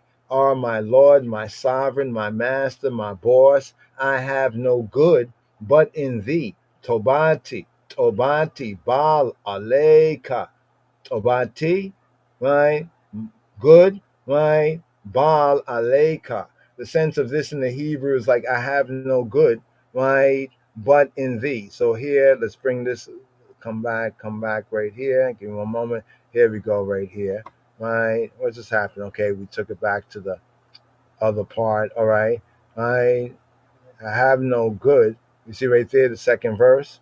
It says, oh, my soul. Now, the word, oh, my soul is not there. The word, oh, my soul is not there. The word art is not there. The word extendeth is not there, too. Here we go, right here. Right, to this verse here, right, in the Hebrew, right? Amarita la Yahweh Adonai ata tobati bal aleka, right? Thou hast said to Yahweh. Right, so you see what it says, thou hast said to Yahweh, right? Thou hast said. Some bring it out in translation as I have said, right? But the key thing about this right here, when you study the Hebrew, is amarit. Amarit is like if I'm speaking to a woman, if I'm speaking to a man, and I say like to a man that you have said, it'd be like amarta, amarta, amarta, amarta. The I has said, the I has amar, amarit. Amarit is like if I'm saying to a woman, right? You have said. This is why it's referring to the soul, because the soul is feminine in the Hebrew and Afro-Semitic languages, but it does not say nafshi. Naf, the nefesh is not mentioned. So when it says amarit, amarit, like it's saying to like you, female, has said la Yahweh to he who be who he be. So this is taken to be that my soul, my psyche, she has said to he, she has said to he, even he who be, Amarit la Yahweh, Adonai, Lord, Lord of his mercy, Adonai, Ata, you male. Ata is the pronoun speaking to a male. Ata, I have said. So what my soul says to Yahweh is, Adonai, Ata, you are, you, thou, the I, and none other are Adonai. My are Adonai. Adonai Ata are my Lord, my sovereign, my master, my boss, right? Or like in the context of Lord of his mercy, right? Have said, right? Adonai Ata Tobati, my my good, my pleasant, my agreeable, right? That which is good, excellent, rich, appropriate, right? That which is happy, prosperous, the full sense of good Hebraically, that which is beneficial, that which tends to happiness, prosperity, all the things that are beneficial, right? My beneficiality, Tobati, Baal Aleika, right? Now, here in the English, it says not to thee, right? This is somewhat of a awkward translation, right? Somewhat of an awkward translation, right? Apart from you, I have no good thing is more the sense in the Hebrew. Tobati bala leka, my only source of well-being. Well-being also can be brought out as the good thing, the good thing, right? Okay, the LXX. Okay, here, there we go. Right. So here, Amarit. Right. Apart from you, I have no good thing. Let's just look over here and see. I have no good but you, Baal Aleika. Baal, right, with the exception of Aleika, like upon you. Upon you, I don't have any Tobati. I don't have any goodness, right? There's no goodness, right? Except for you, except for the I.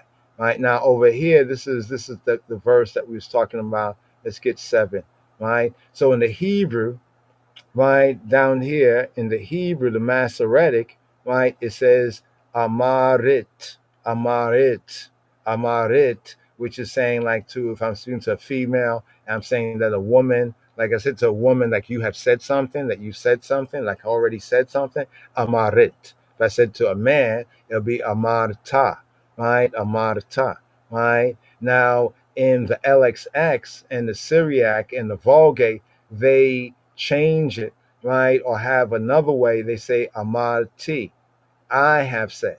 Now the connection of I saying, because my soul is a part of I, but more specifically, the Masoretic has it more correct, Amarit, speaking of the soul. So he's speaking of what his soul, right, in his soul relation have said, right? So from the opening general prayer, right, keep me, preserve me, Shamrei ni el, right, from a trusting soul, right? It's not a cry for help in a situation of like immediate danger, right? But there is a sense, right, that there might be danger.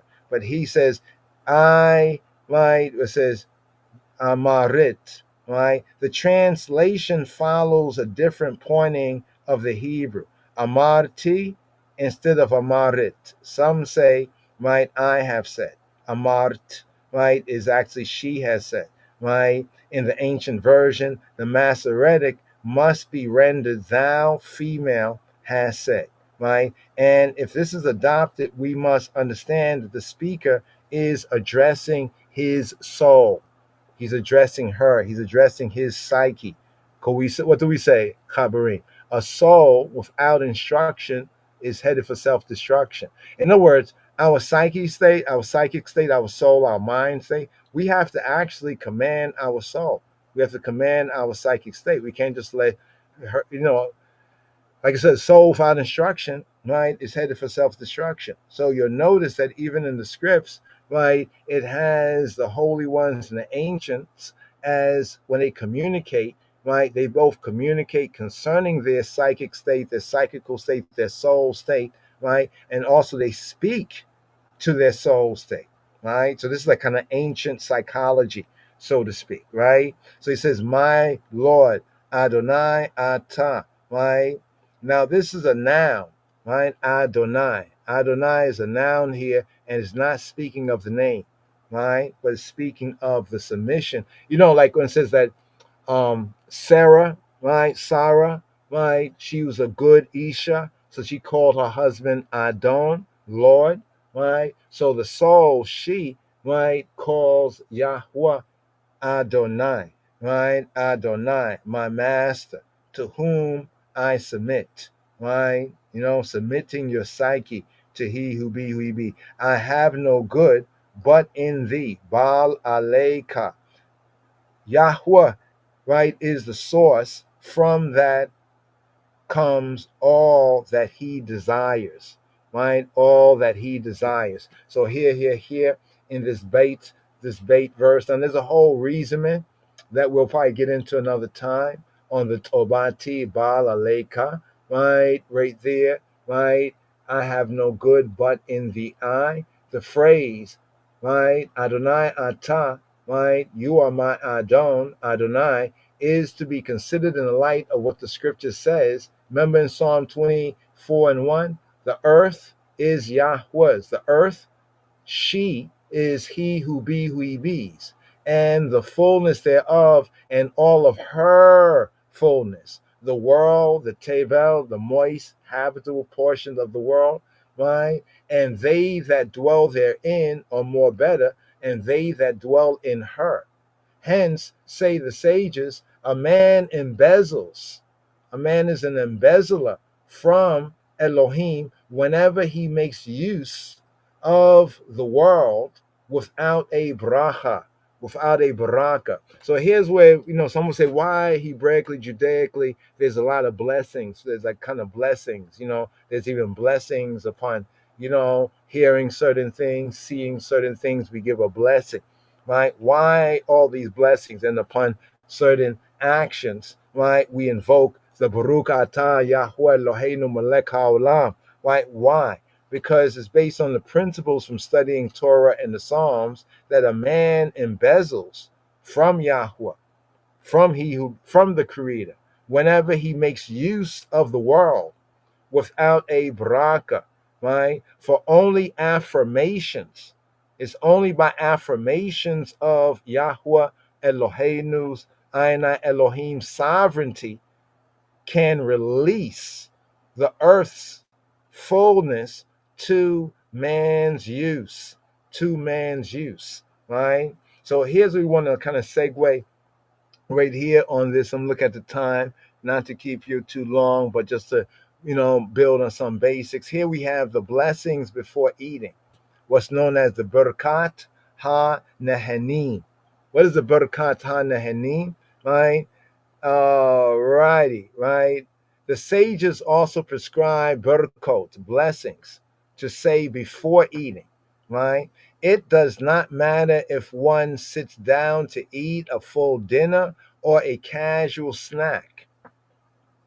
The berkot, the blessings before eating, and there are blessings before eating, and there are also blessings after. But here, the blessings before eating or drinking are part of a broader category of barakot.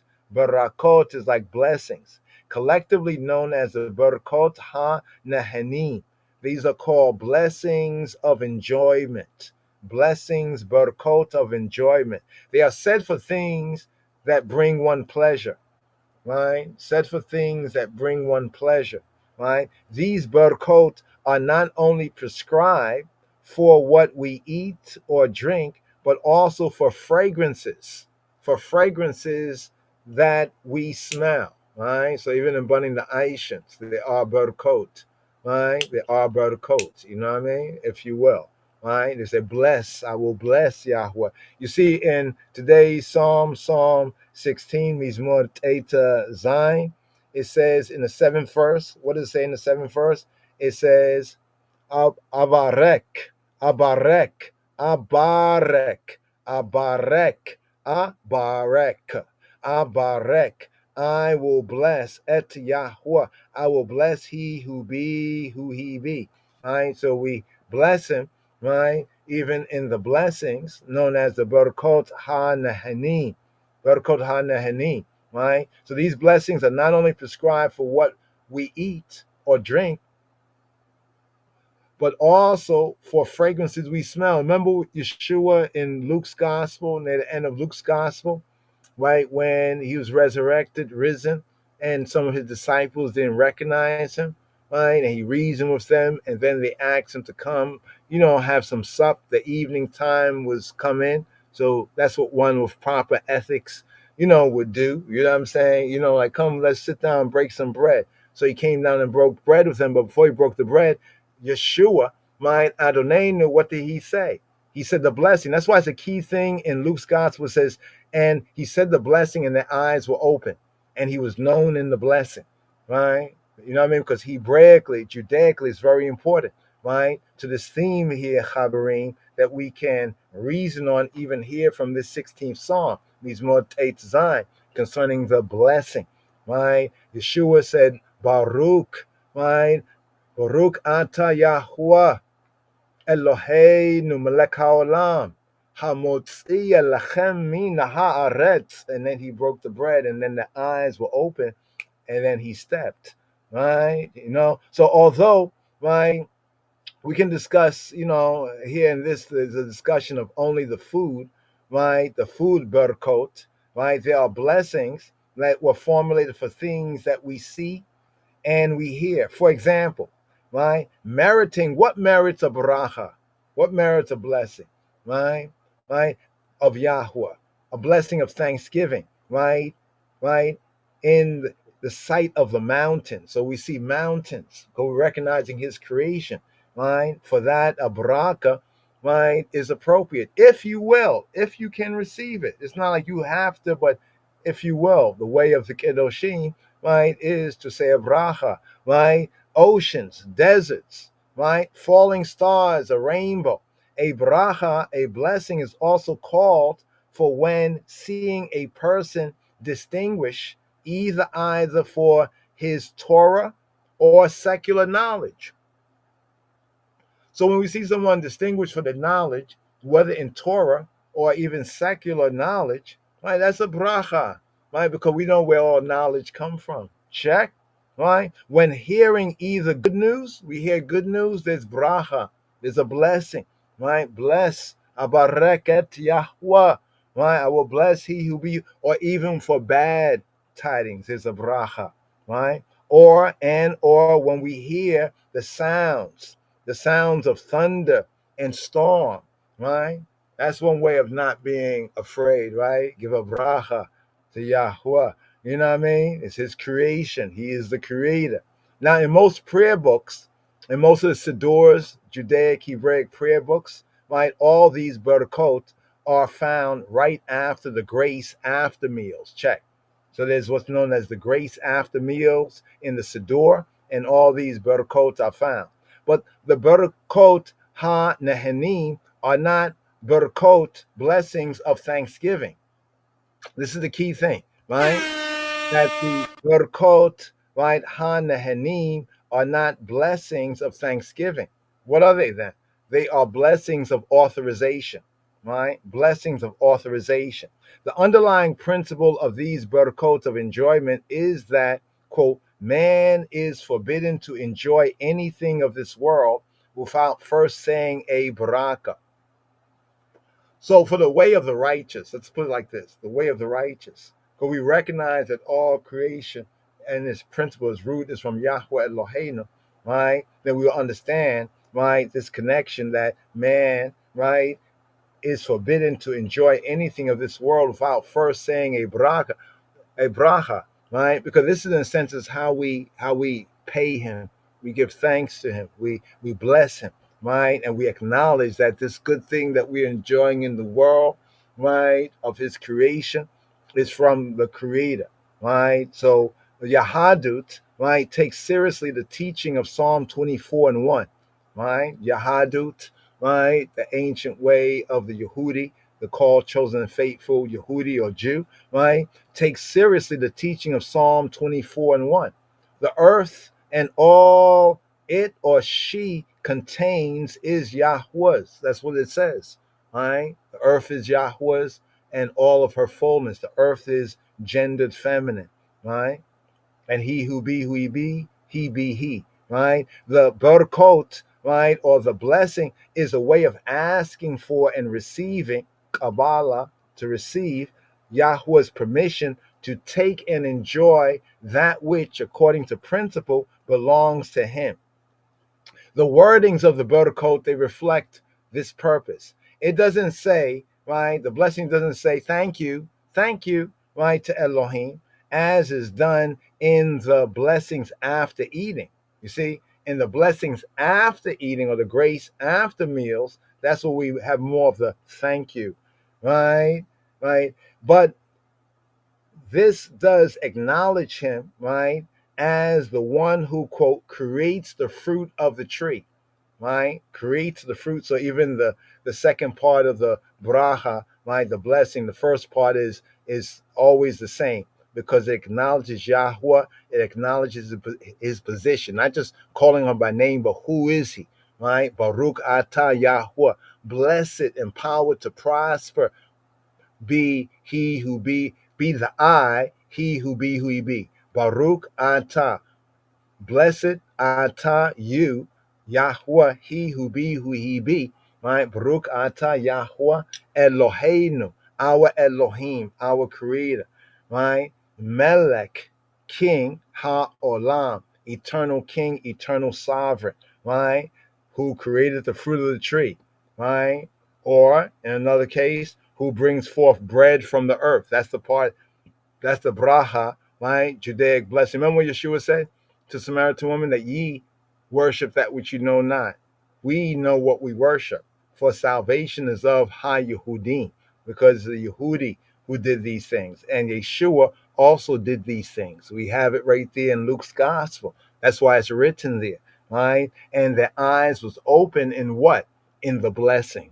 Check. And their eyes was open in the bracha, right? And he blessed the bread. Baruch atah Yahweh Eloheinu melech haolam hamotzi lachem min haaretz, right? Who brings forth bread, hamotzi, right? Lechem, bread, mean from out of mean haaretz, who brings forth bread from out of the land, from out of the earth, and so forth. By acknowledging his ownership, check, we're acknowledging his ownership in the baraka, right? We seek to obtain a permit, so to speak, to use his gifts, to enjoy the things of this world without first receiving divine authorization, right? Was compared by the ancient sages to sacrilege. Notice that Yeshua could just ate the bread, right? But no, what did he do? He blessed it, right? And then their eyes was open, right? Why did he do that? He could just ate the bread if the blessing wasn't important, right? The stealing, right? The stealing of items that are consecrated to Yahweh, that are consecrated to Elohim, Eloheinu. It would be the same as taking something that doesn't belong to us without the permission of the owner, right? This underlying view provides a basis for resolving the problem that's created by an apparently contradictory verse that we have in Psalm 115, verse 16, that says, "The heavens are the heavens of Yahweh, but the earth he gave to the sons of men, the earth he gave to humanity." This is a clear statement and would seem to oppose, right, the earth and all she contains is Yahweh, right? It would seem, some can make that argument. Instead, it says that Elohim turned the earth over to man, right? For him to use, not abuse, but to use and to enjoy. The sages, the ancient sages found and saw no contradiction in this. Yeshua didn't find a contradiction in saying the bracha over the bread, right? Before one recites, right, a bracha or a baraka, they said, the earth is Yahweh's, the earth is his. After one recites it, it becomes man's to use and enjoy.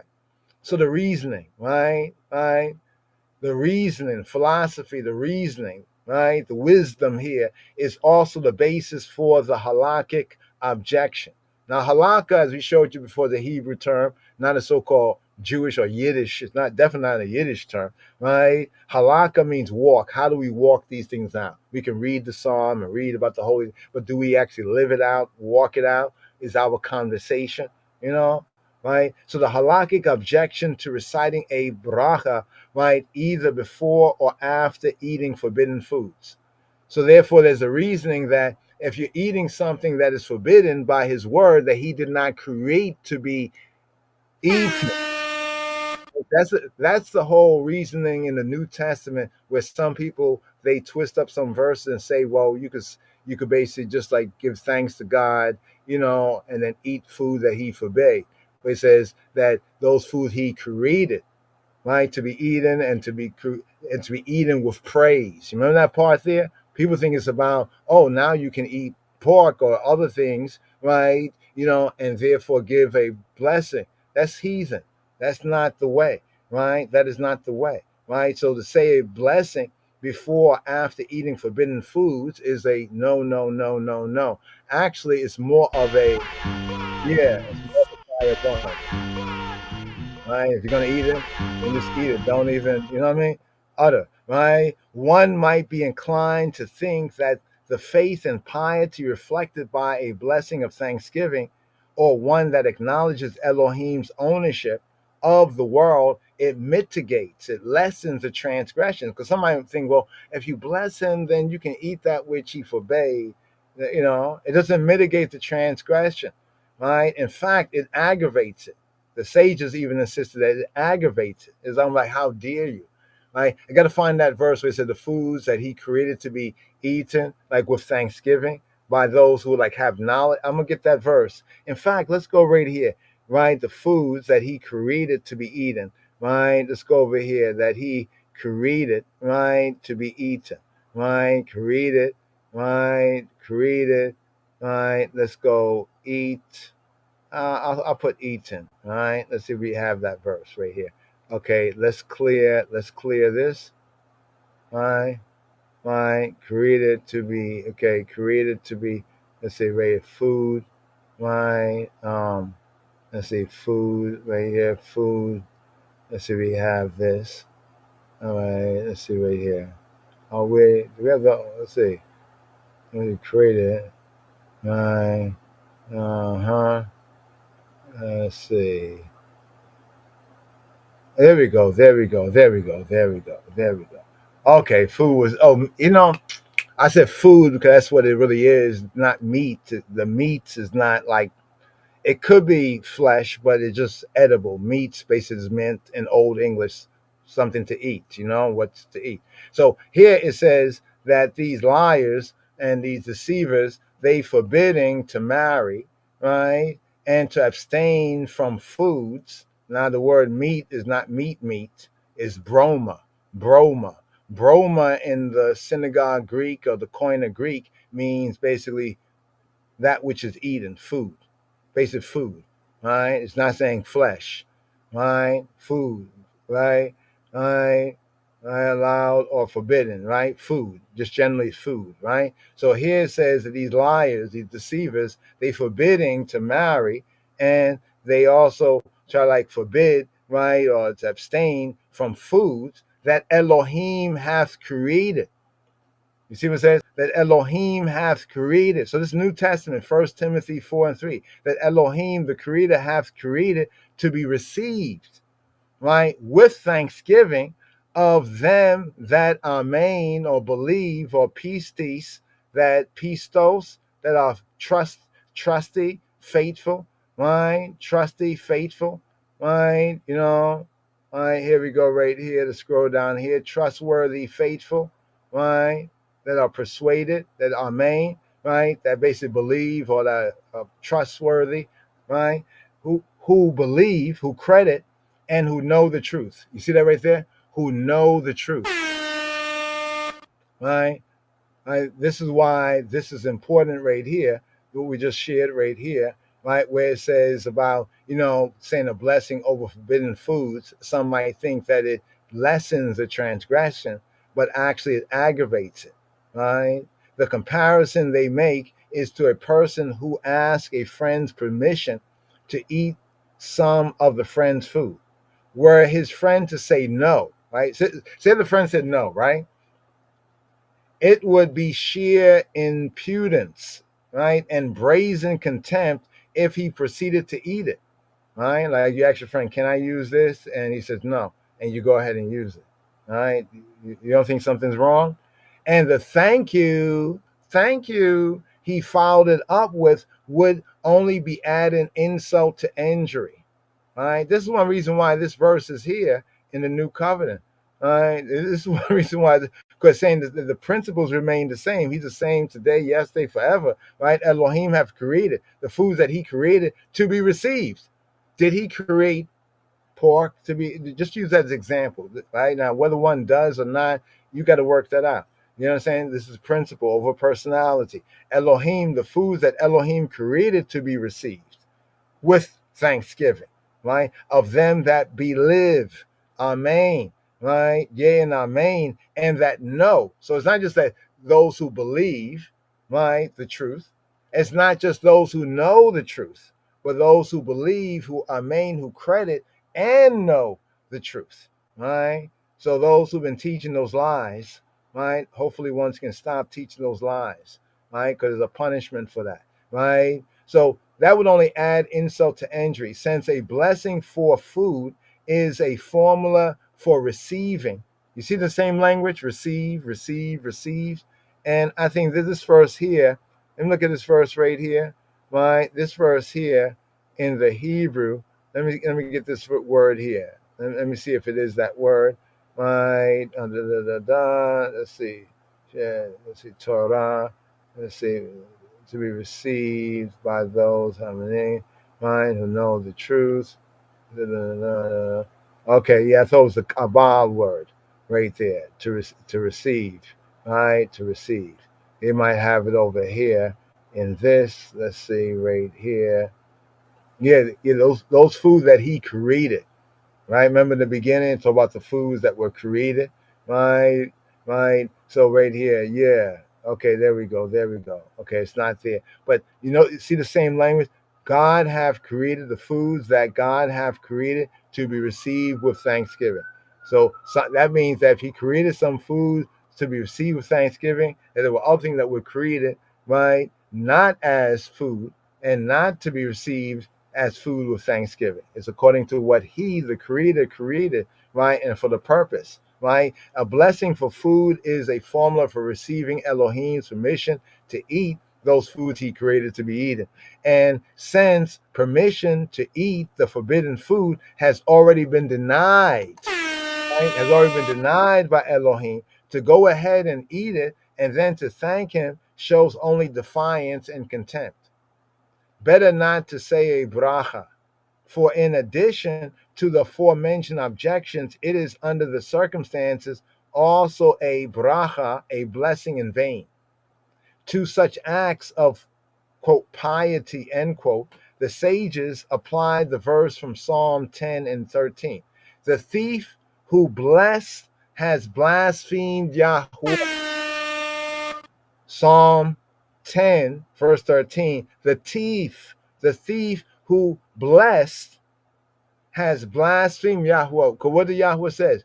Why? He said, Lo tignov, right? Don't steal. Lo tignov, don't the eye steal, right? So here we can go through some of the other blessings. We get into that more full at another time, but just to kind of bring out some basics here, right? In this Torah reading and feeding right here, just wanted to bring out some of the basics. One of them was on the blessings, over the foods, over certain foods, the reasons why. Not saying that one has to do this religiously, but understanding the principle, right? The spirit and the truth of it, right? So here it goes into different categories here, right? With scripture reference, right? Like the blessing over the bread. Here's the one, the blessing over the bread, right? In fact, let's do this here since we mentioned about Yeshua and the bread, right? Let's say, what it says right there, it says that he was known in the blessing, right? Let's see what it says, known, right, in the blessing, right, right. Let's see if this is the verse right here, right, right. Okay, known in the blessing. Let's see it like that. Let's see. Okay, he was known in the blessing. Okay, better yet, let's do this right here. Let's go right to the verse, right? It was Luke, the last chapter. It was the last chapter of Luke, the Emmaus Road chapter. Let's get in right in here. Okay, let's see. First day of the week or the next to last. Okay, right over here, Emmaus Road. Right. Let's go down here. Okay, yeah. Here it goes. This is the one right here. So it's the Emmaus Road incident. Let's make that simple. All right, let's go down here. Let's start with verse 13. And behold, two of them went that same day to a village called Emmaus, that was from Jerusalem 60 furlongs, about 60 furlongs, right? And they talked together, of all the things that happened. And it came to pass while they communed, right, and reasoned, Yeshua himself drew near and went along. But their eyes were holding it, they should not know him. So Yeshua was right there, but they didn't even know it was him right there. All right. And he said to them, what manner of communication these that y'all have one to another as your walking are sad? And one of them, whose name was Cleopas, right, answering said to him, art thou a stranger in Jerusalem, and hast not known the things that are come to pass in these days? And he, Yeshua, said to them, red letter, what things? right? And they said to him concerning, right, Yeshua Hanotzri, concerning Jesus of Nazareth, Yeshua Hanotzri, who, right, was a prophet, mighty in deed and word, lifnei Elohim, before in the face of Elohim and all the people, and how the chief priests and our rulers delivered him to be condemned to death and have crucified him. But we trusted that it had been he that should redeem Yisrael. Redeem all nations or something like that. No, it says redeem Yisrael. And beside all this, today is the third day since these things were done. Right? Yea. And certain women also of our company made us astonished, who were early at the sepulchre, right, of the tomb. And when they found not his body, they came saying that they had also seen a vision of Malachim, of angels that said, right, that he was alive. Right? So no, everybody would think he was dead, right? But there was one saying he was alive. And they were like, oh man, you must be drunk. Oh, you're making up stuff, right? But he actually was alive. Right? But notice when Yeshua came to them, those, they couldn't really see him. He was there, but their eyes were withheld from seeing him. And certain of them that were with us went to the sepulchre and found even as the woman had said. Oh, wow. The woman was telling the truth. But him they saw not. Right now, notice notice who they're talking to, right? And he said to them, "O fools, and slow of heart to believe all that to credit all that the Nabim have spoken, all the prophets have spoken. Ought not Moshiach, the anointed, Christos Christ, Moshiach, to have suffered these things and to enter into his glory, Kavodo?" And beginning at Moshe and all the prophets, that's what we go through, the Torah reading and feeding, right? Moses, right? Moshe, the Torah readings, and the Haftarah, the prophets reading. Beginning at Moses and all the prophets, he expounded to them in all the scriptures the things concerning himself. And they drew nigh to the village. So they were, walking on the road, and they got close to their village, right? Their hometown, where they went. And he made as though he would have gone further. So Yeshua was like, yeah, all right, y'all, I'll catch you. You know what I mean? Blah, blah, blah. Like he's about to go further. But notice what they did. But they constrained him. You know what I mean? No. Yeah, hold on for a moment. Right? Saying, abide with us. Right? Remember the Emmanuel? Emmanuel with us is God is with us. Abide, tabernacle. The word became flesh and tabernacled and abided with us. Abide with us, for it is toward evening, it's toward the Erev, right? And the day is far spent.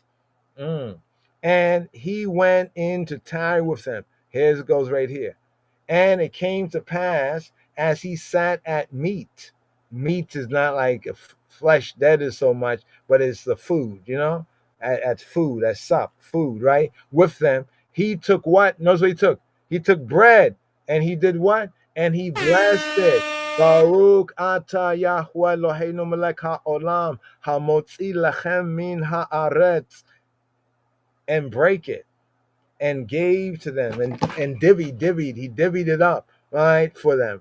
Yeah, right. And their eyes were opened. The eyes were what? The eyes. Notice that he was walking and talking with them, but their eyes were restrained from recognizing it was him. Right? He was about to act like he was about to go a little further. He's gonna keep going, like he lived further down the road. And like, no, come on, like it's evening time already. Like come have some supper with us. So he went in, right? And as he sat down, at the food, right? What did he grab? Right? He grabbed the bread. Notice that. The first thing he grabbed was the bread. Right? He grabbed the bread, right? Got any bread, right? And he blessed the bread, break it, and divvied it out. And their eyes were open, right? And they knew him. Now they knew, oh, wow, right? And he vanished out of their sight, right? He ceased to be seen of them, right?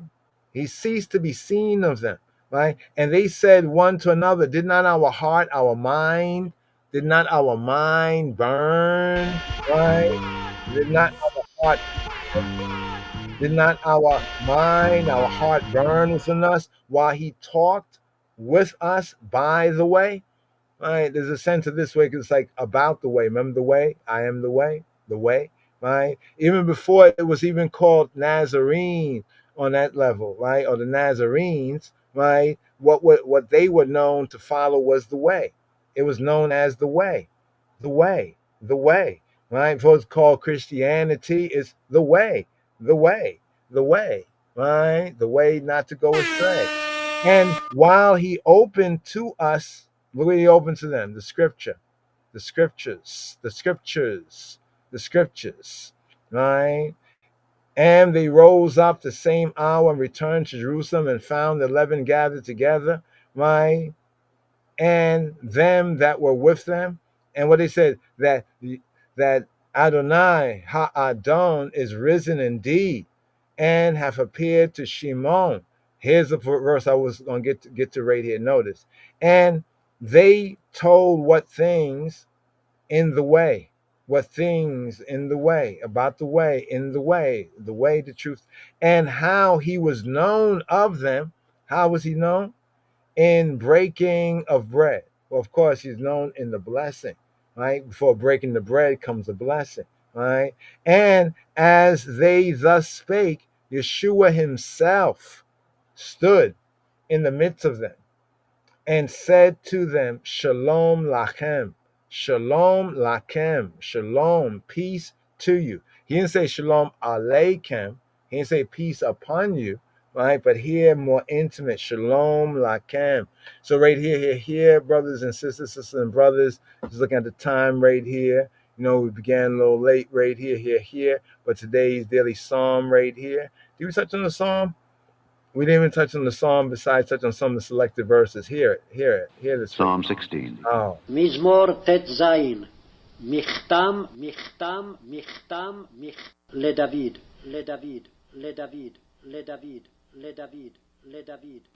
Preserve me, O God, for in thee do I put my trust. שומרני אל כי חסיתי בך. O my soul, thou hast said unto the Lord, אדוני אתה טובתי בל עליך.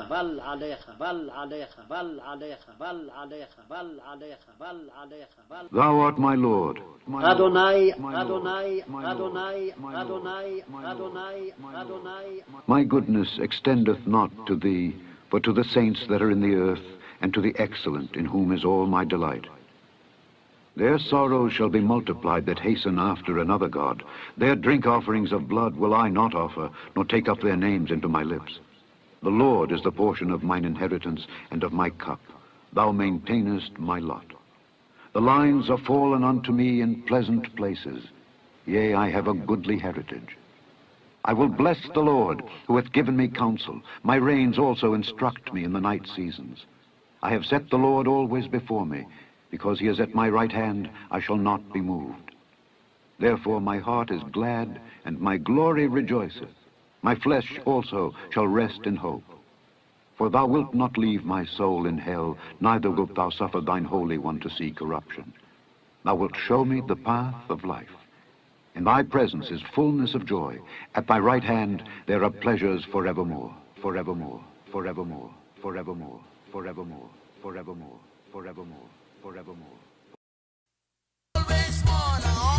wanna be shoes. I'm a happy man. I don't wanna be the shoes of the unrighteous man. I always wanna be. Come be a part of. Mizmor Tet Zayin. Where Hebrew Psalm feels 16. like home. Mizmor Tet Zayin. Psalm XVI. Miktam Lidawid, a Miktam of David. Shamreni El, Ki Hasiti Bak, keep I, O El, for I have taken refuge in the eye. Amarita la Yahuwah, Adonai Ata, Tovati Bal Aleka.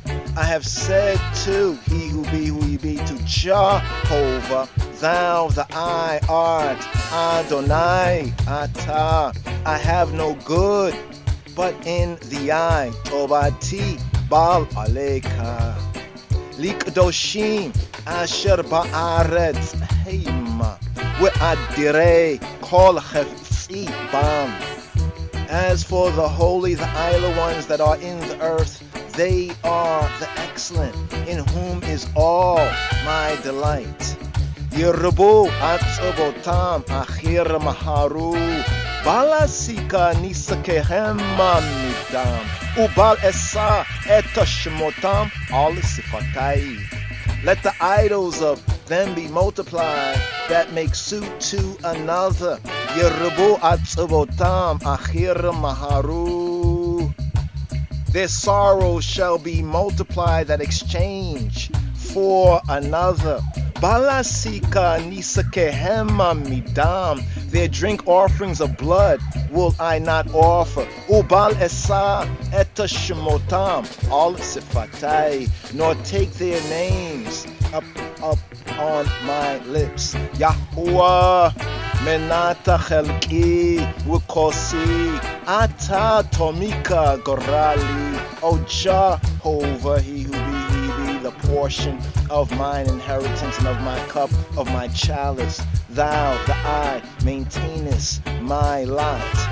Chibalim anafluli bana emin afa nachlata shafra alai. The lines are fallen to I in pleasant places. Yea, I have a goodly heritage.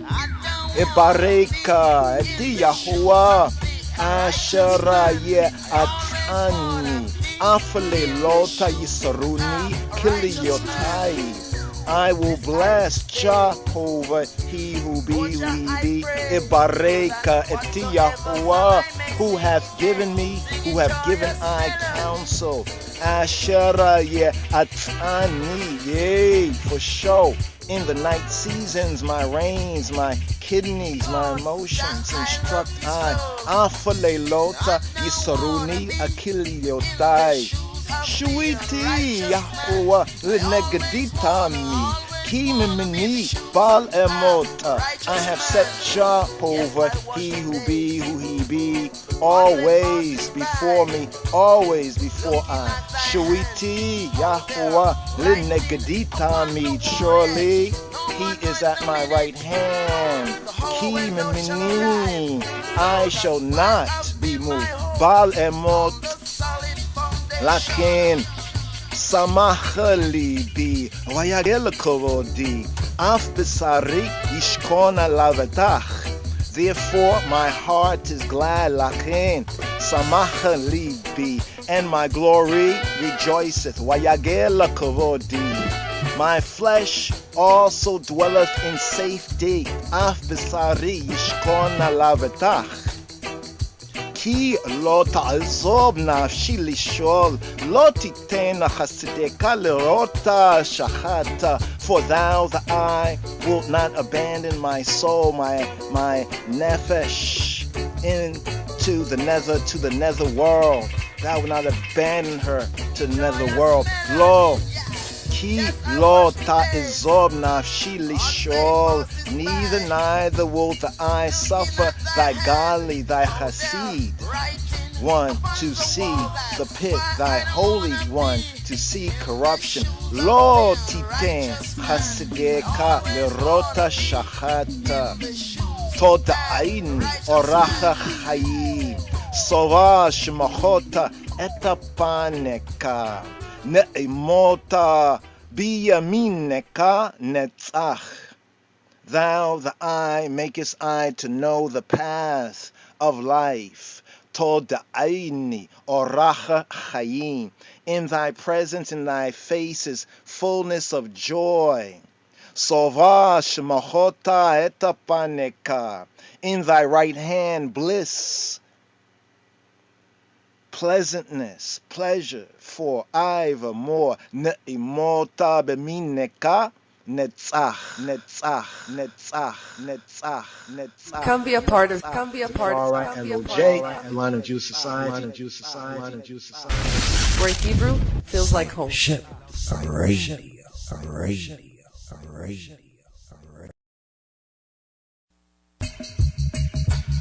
Shoes of the unrighteous man. I always wanna be. Always wanna be in shoes of a happy man. I don't wanna be in the shoes of the unrighteous man. I always wanna be. Psalm 16. Preserve me, O God, for in thee do I put my trust. O my soul, thou hast said unto the Lord, Thou art my Lord. My goodness extendeth not to thee, but to the saints that are in the earth, and to the excellent, in whom is all my delight. Their sorrows shall be multiplied that hasten after another God. Their drink offerings of blood will I not offer, nor take up their names into my lips. The Lord is the portion of mine inheritance and of my cup. Thou maintainest my lot. The lines are fallen unto me in pleasant places. Yea, I have a goodly heritage. I will bless the Lord, who hath given me counsel. My reins also instruct me in the night seasons. I have set the Lord always before me. Because he is at my right hand, I shall not be moved. Therefore my heart is glad, and my glory rejoiceth. My flesh also shall rest in hope. For thou wilt not leave my soul in hell, neither wilt thou suffer thine Holy One to see corruption. Thou wilt show me the path of life. In thy presence is fullness of joy. At thy right hand there are pleasures forevermore, forevermore, forevermore, forevermore, forevermore, forevermore, forevermore.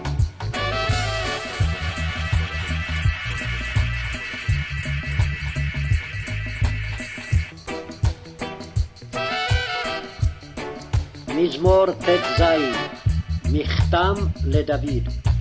שומרני אל, כי חסיתי בך. אמרת לאדוני, אדוני אתה, טובתי בל עליך. לקדושים אשר בארץ המה, ואדירי כל חפצי בם. ירבו עצבותם, אחר מהרו. בל אסיך נזקיהם מדם, ובל אשא את שמותם על שפתי. אדוני מנת חלקי וחוסי, אתה תומיך גורלי.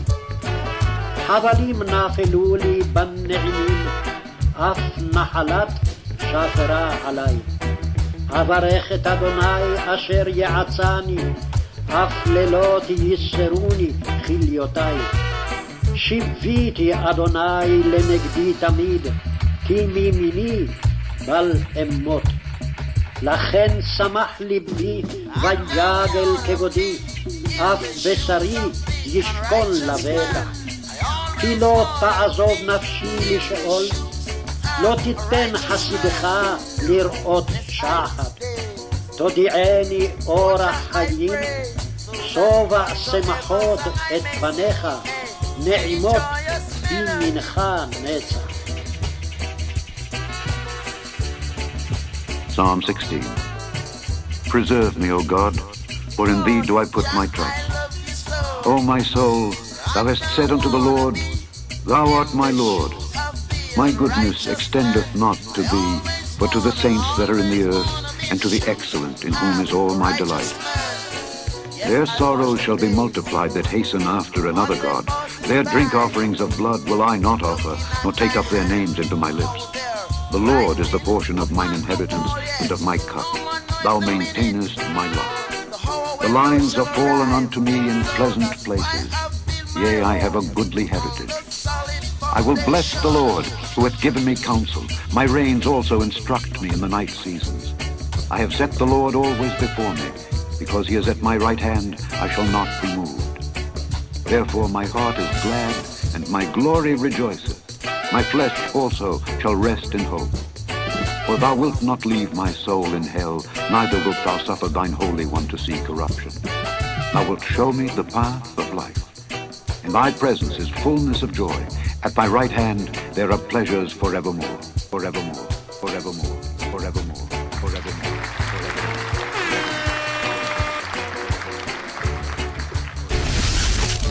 Discipleship, vibration, vibration. Come be a part of. Come be a part All of. right, LOJ, Line of Juice Society, Line of Juice Society, Line of Juice Society.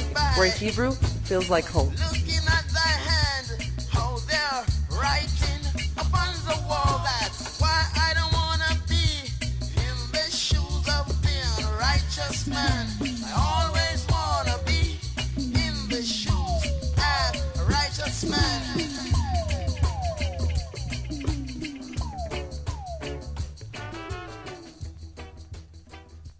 Yes, yes, yes. Happiness, happiness through Elohim. Be happy in he who he be. Bashem Yeshua HaMoshiach. Habarim. Here. This is seal up right here. Thank you. Whatever you have done. Thank you, my brethren, for all your contributions. This discipleship radio broadcast has been made possible by donations from audience and listeners like you. Give thanks. Thank you very much, Miss Ghana. Thank you, my brethren. This discipleship radio broadcast has been made possible by donations from audience and listeners like you. Give thanks. Thank you very much, Miss Ghana. Whatever you have done. Thank you, my brethren, for all your contributions. Yes. Lala Tov through the night watch. Here the night watches. Be blessed. Have a blessed new day. Shavua Tov. This Shavua here. 41st sabbatical study. Phinhas, Phinehas, more on that. But here I have one more outro, this little outro right here. A new dub that was Gladiators, the Gladiators, Happy. You know, was that the happiness? What's the tune right there? Let's get the tune. Happy Man, the Gladiators, Happy Man. It's a theme of Psalm 16, happiness through the Creator, happiness through Elohim.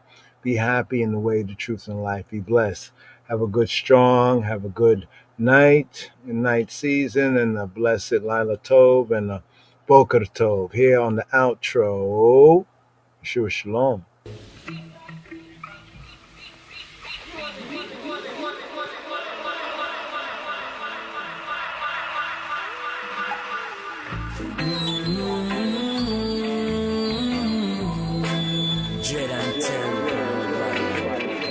Psalm 16.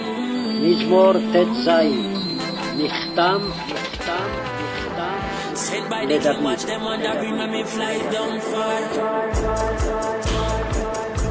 Preserve me, O God, for in thee do I put my trust. שומרני אל כי חסידי בך. O my soul, thou hast said unto the Lord, אדוני אתה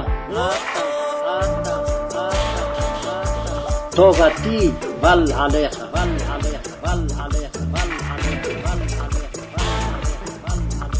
Thou art my Lord. אדוני My goodness extendeth not to thee, but to the saints that are in the earth, and to the excellent, in whom is all my delight. Their sorrow shall be multiplied that hasten after another God. Their drink offerings of blood will I not offer, nor take up their names into my lips. The Lord is the portion of mine inheritance and of my cup. Thou maintainest my lot. The lines are fallen unto me in pleasant places. Yea, I have a goodly heritage. I will bless the Lord, who hath given me counsel. My reins also instruct me in the night seasons. I have set the Lord always before me. Because he is at my right hand, I shall not be moved. Therefore my heart is glad, and my glory rejoiceth. My flesh also shall rest in hope. For thou wilt not leave my soul in hell, neither wilt thou suffer thine Holy One to see corruption. Thou wilt show me the path of life. In thy presence is fullness of joy. At thy right hand there are pleasures forevermore, forevermore, forevermore, forevermore, forevermore, forevermore, forevermore.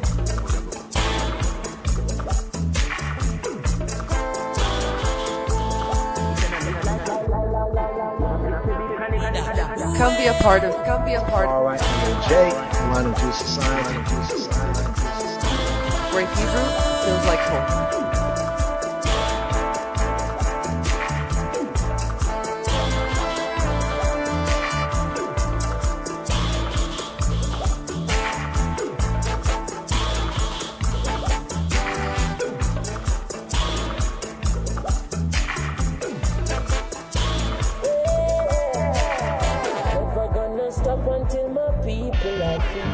As it was in the beginning, so shall it be. In the last days, when the youth them a preach and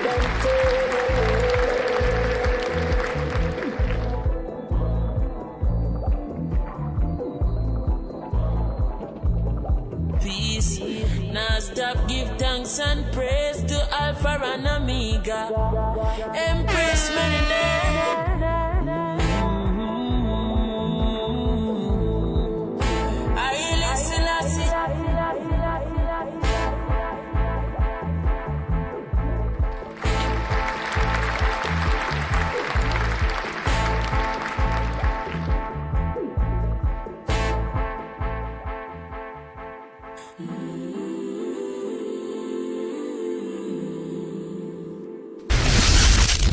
Discipleship of radio.